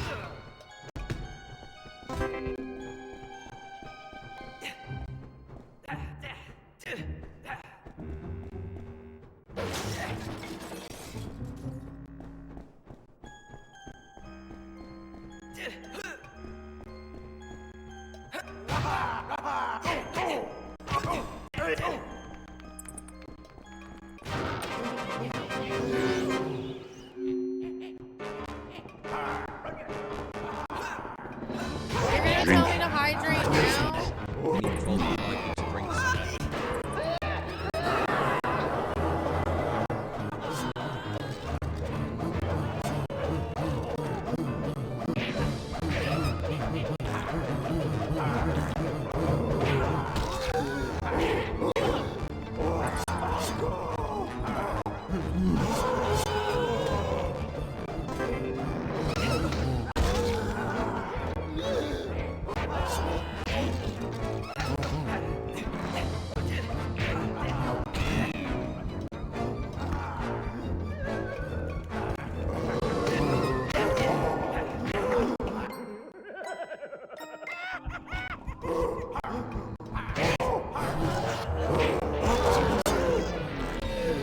God damn it.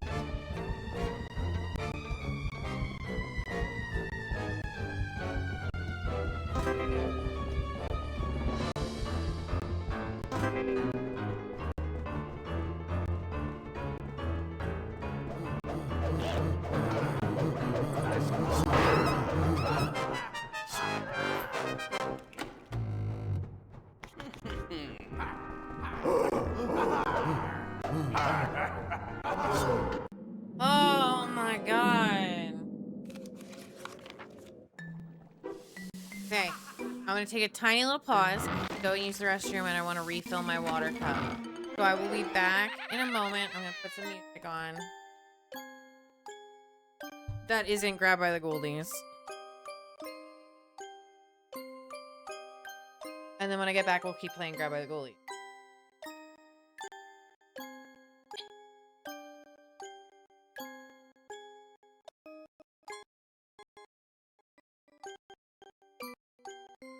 And then I'll break everything all at once, all the time.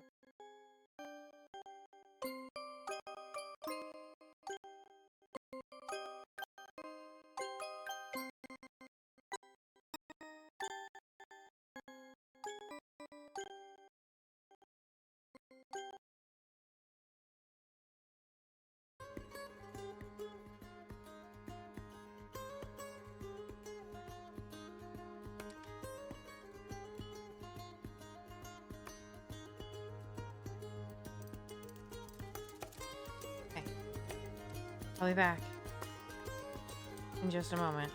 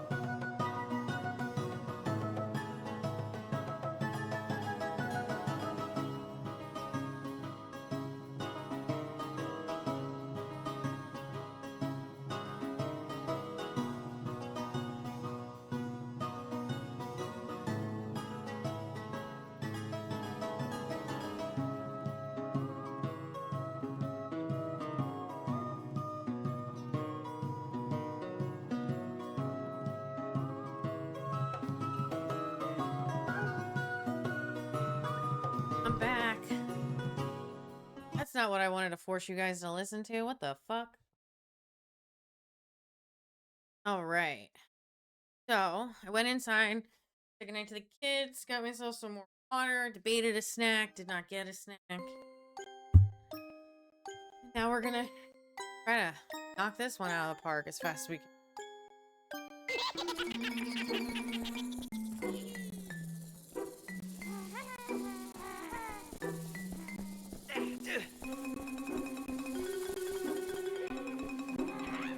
No snacks. No, there were snacks. Just piqued my interest. I might go get some of the clementines. Maybe off stream.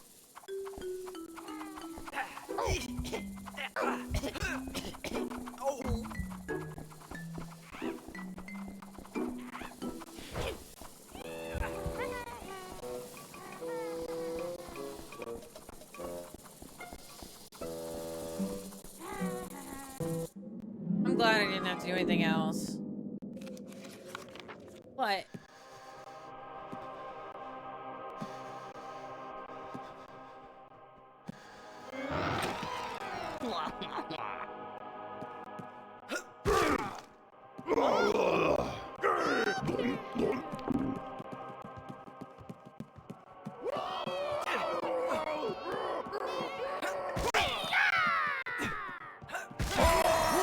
Oh, what the hell? I can't get hit and I have to kill the wizard.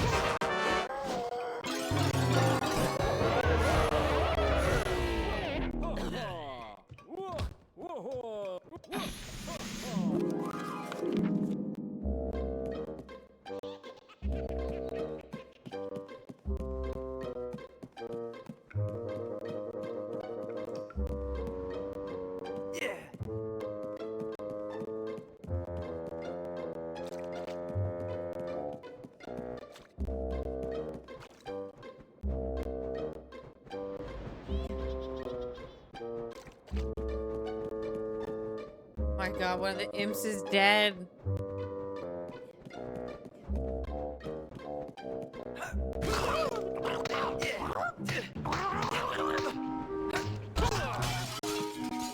Oh, sick.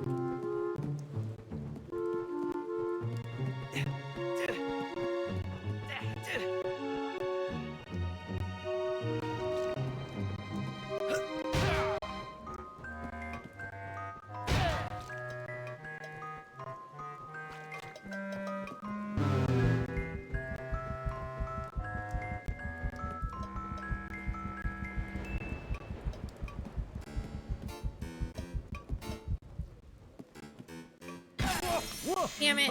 I didn't want to find him right away.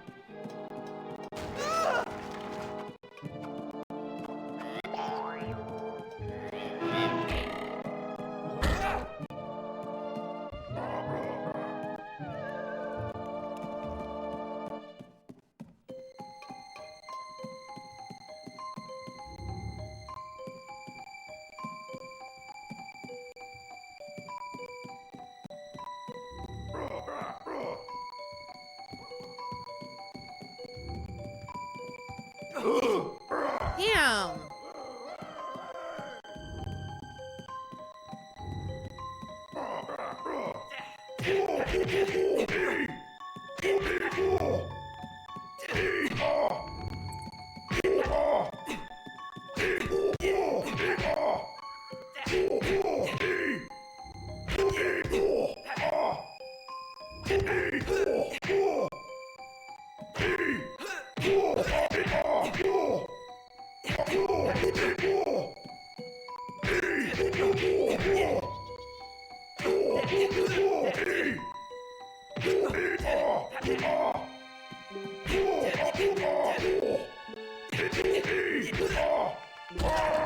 Shit, they didn't need to do that.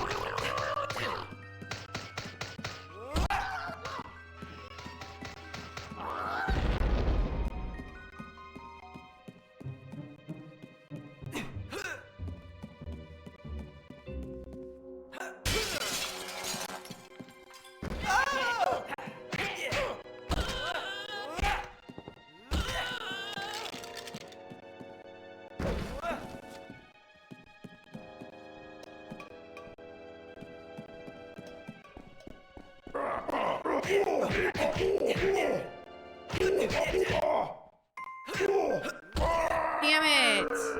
No.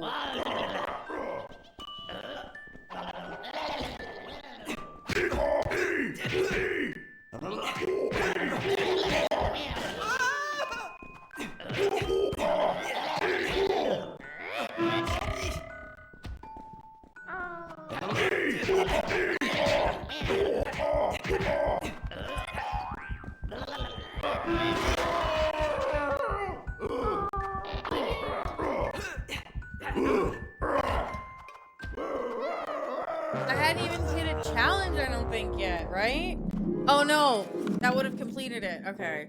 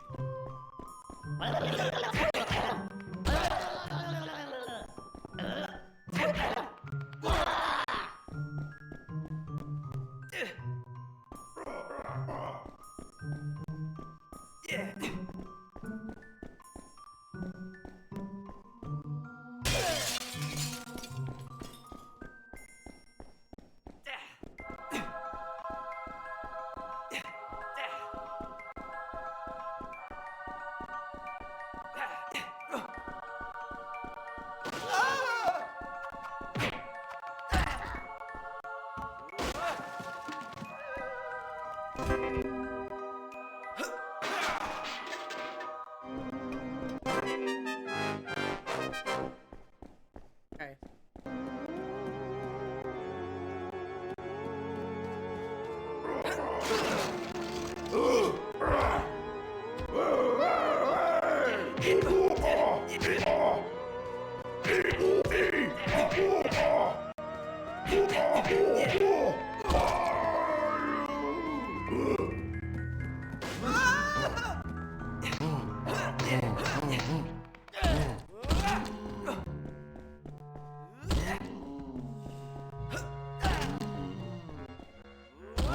Game isn't loading for me. Game isn't loading for me to see. Oh my goodness. Thank you, Kenny.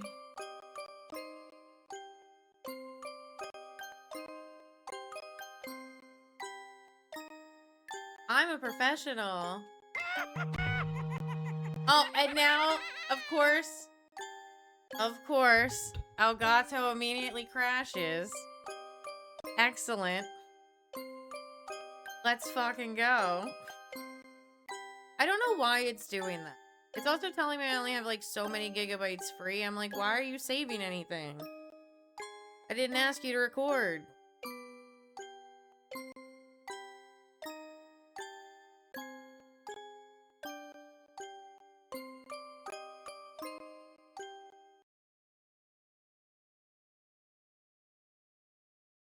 I don't know why I just don't leave Task Manager up.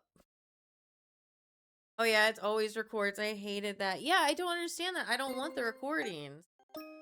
Like, I feel like this is half the issue. Yeah, you got like one with like for like 1 second. You can't highlight them all to delete them. I mean, it's has to do.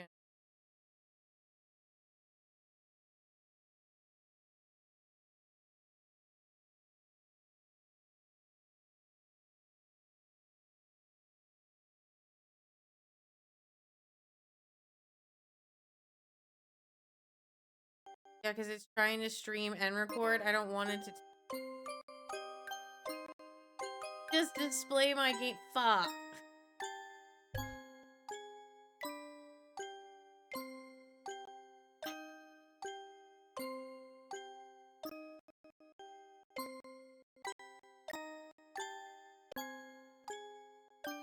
At least now it has the audacity to tell me it's not responding.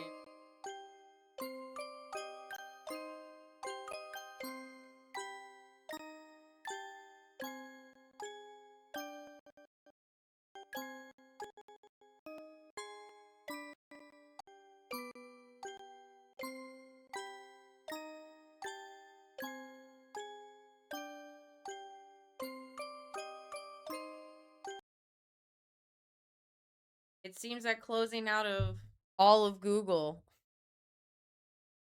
Stop that. I closed out of it again.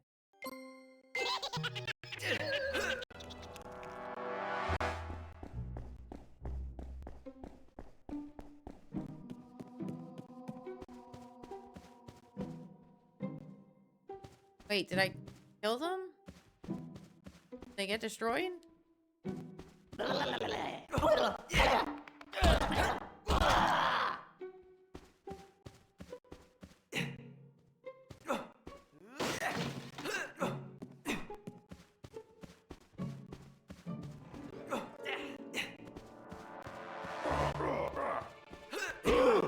I hit him first. Them first.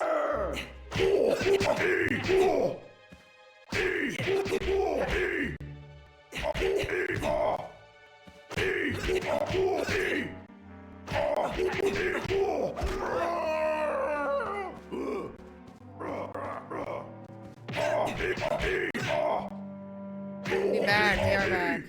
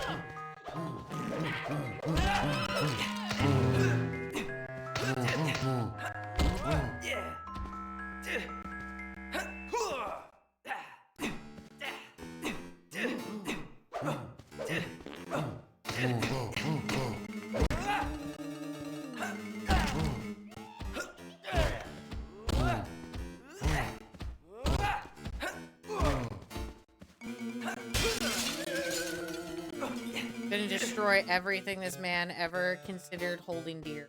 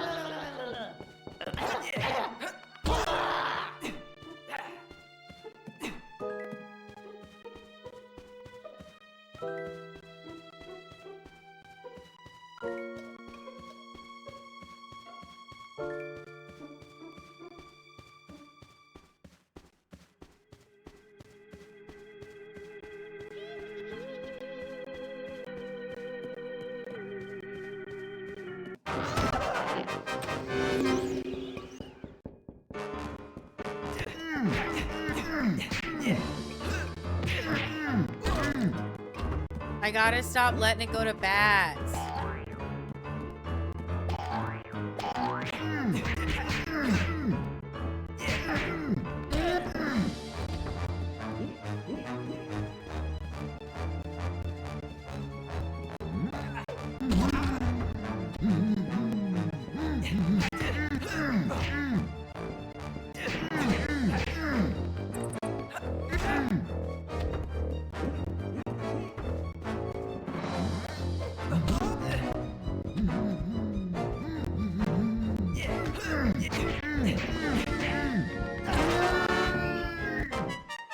Ugh.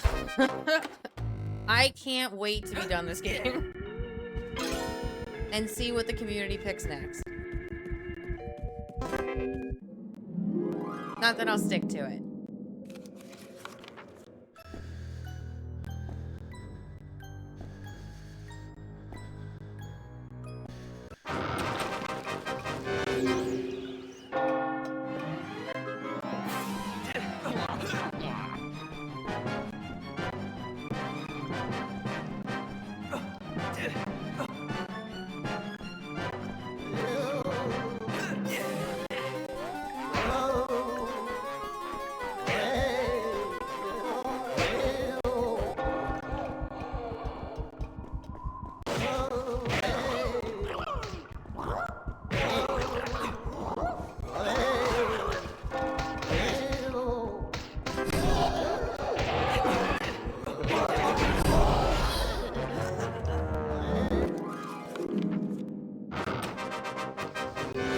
How am I?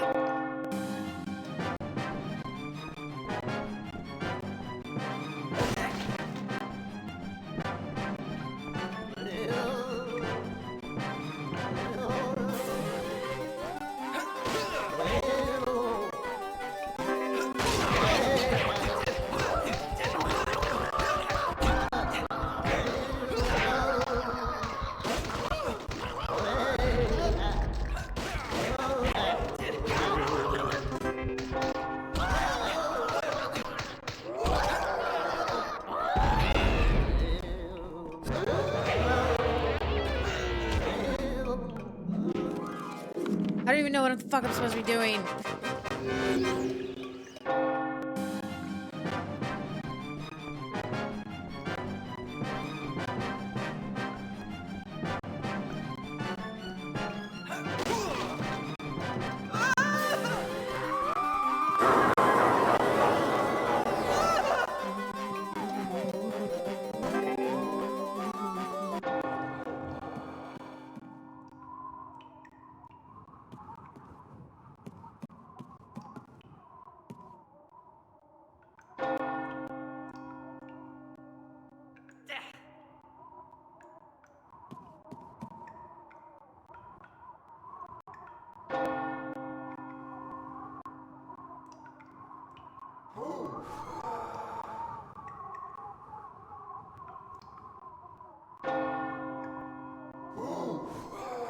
God damn it! Fuck!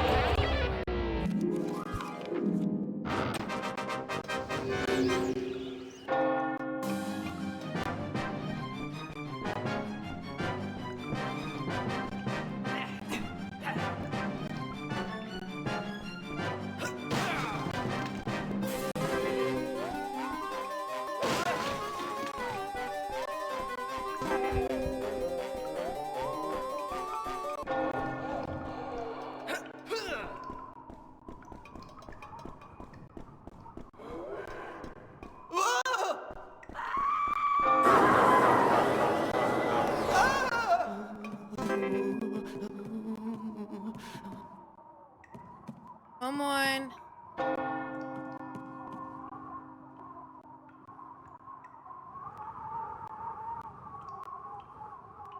I'm so fucked. I'm so fucked. How do I do this level?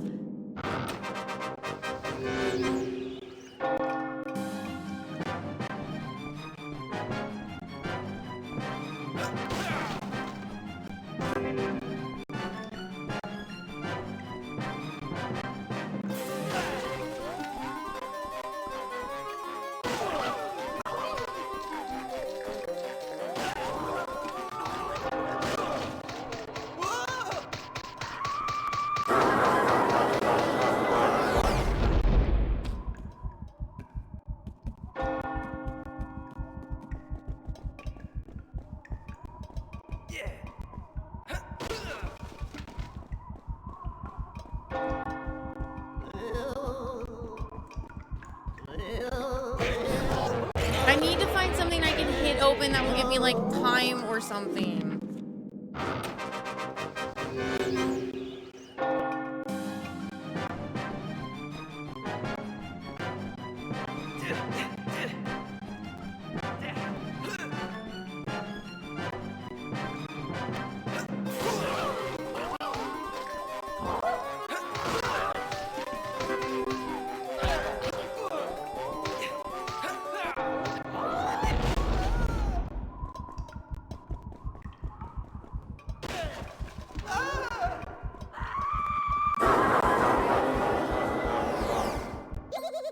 Sorry, my phone went off.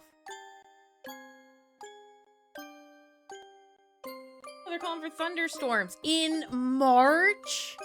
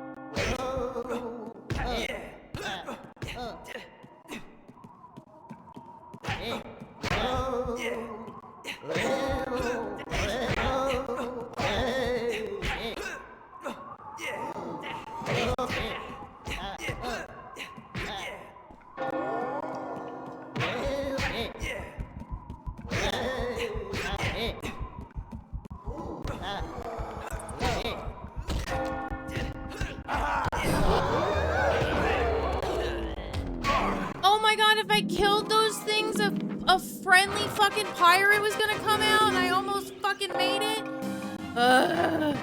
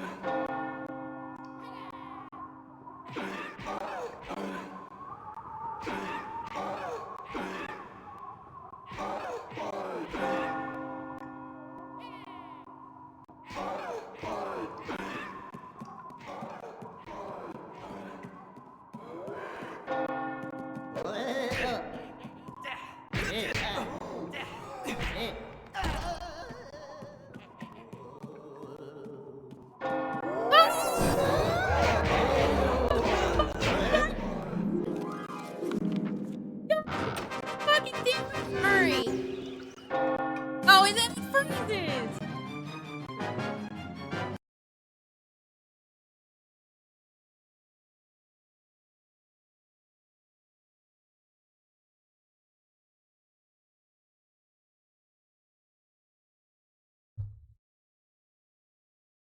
God fucking damn it.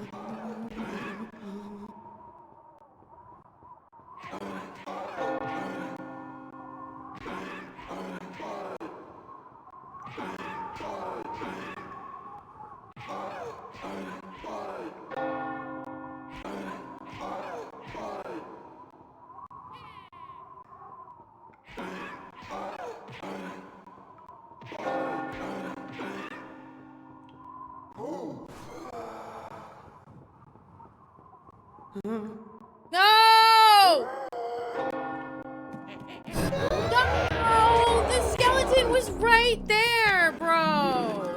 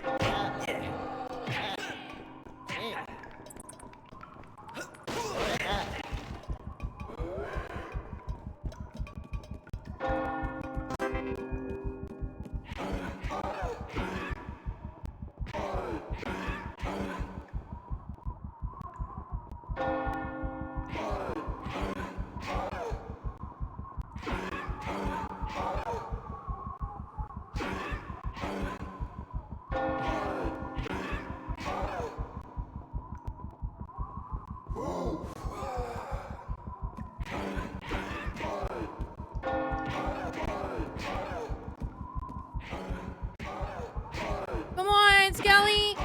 Come on! 10 more seconds! Come on! Don't let him go! Don't let him go! Don't let him go! Don't let him go! Open the door! Open the door!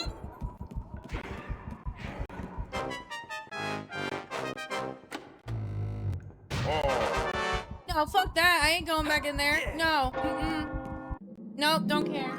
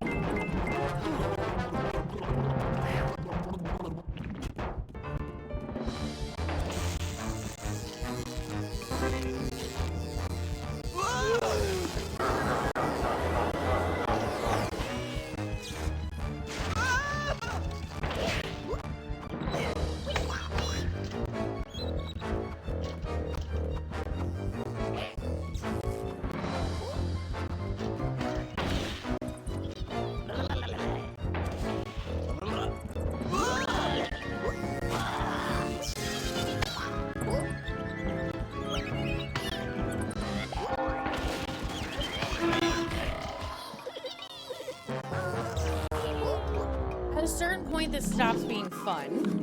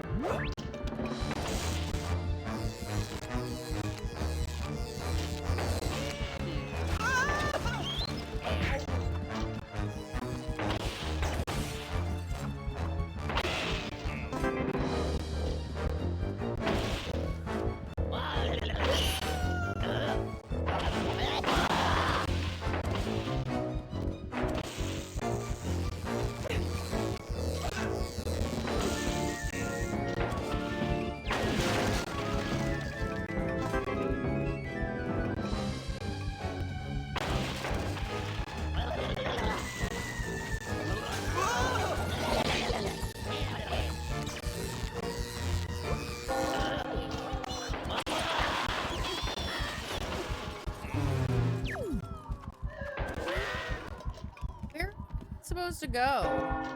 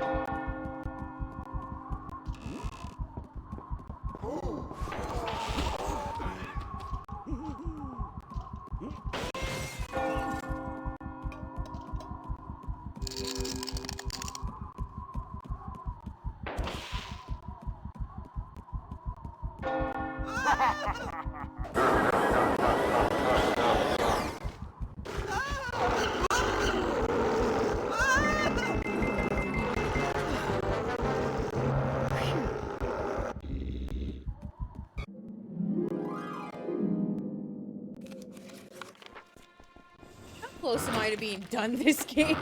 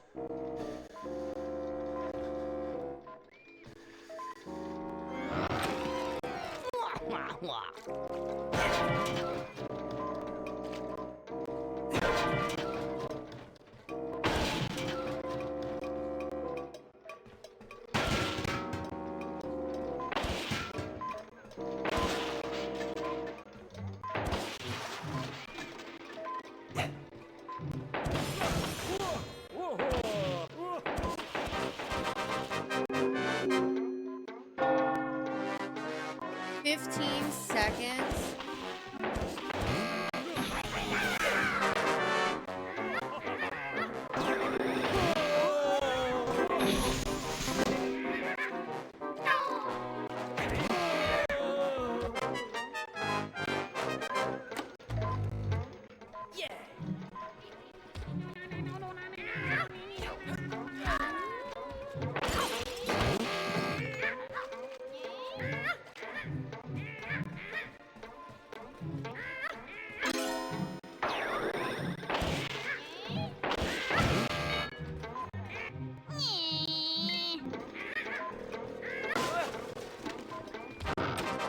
No!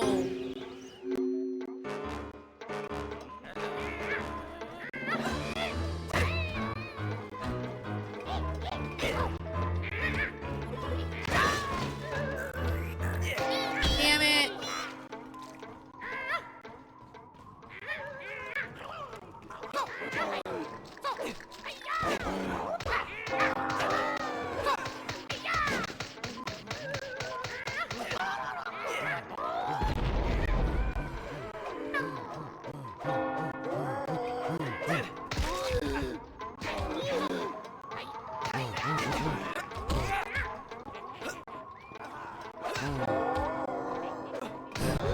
Damn. I just gotta remember to grab an object.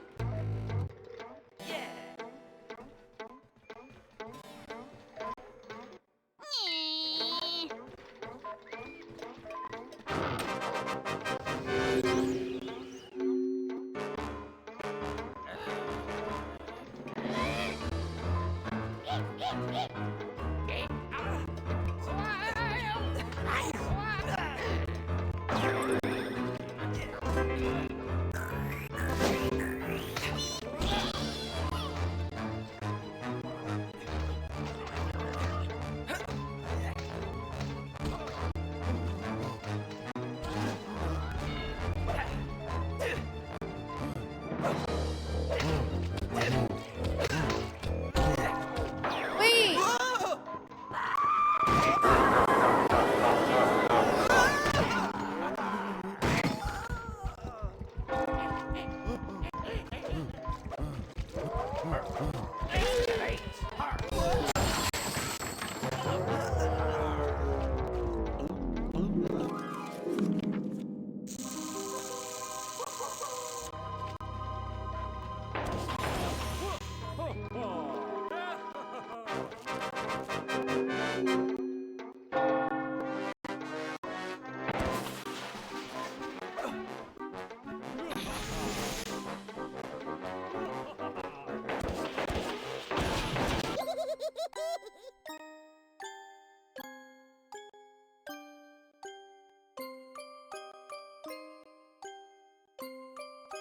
Going to lose my mind. All right, we're done for the night.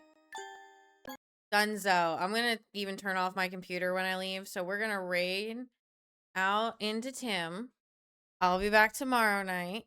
Oh, look, there goes my frames.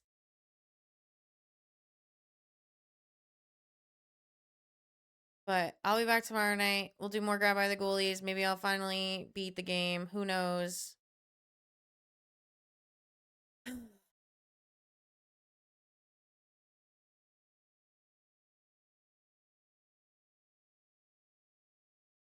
Come back with fresh eyes like I did today.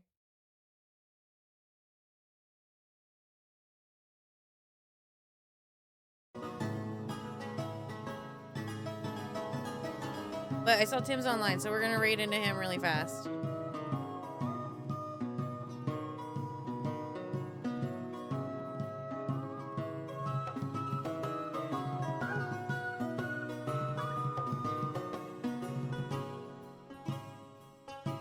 What is he playing tonight? Pokemon night? Chrono Trigger! Oh shit. Get ready. I hear Chrono Trigger is great. Alright, I'll be back tomorrow. I'll see you guys tomorrow. I hope you have a safe and wonderful day. And, yeah, I'll see you tomorrow, which is Thursday. Bye, everybody.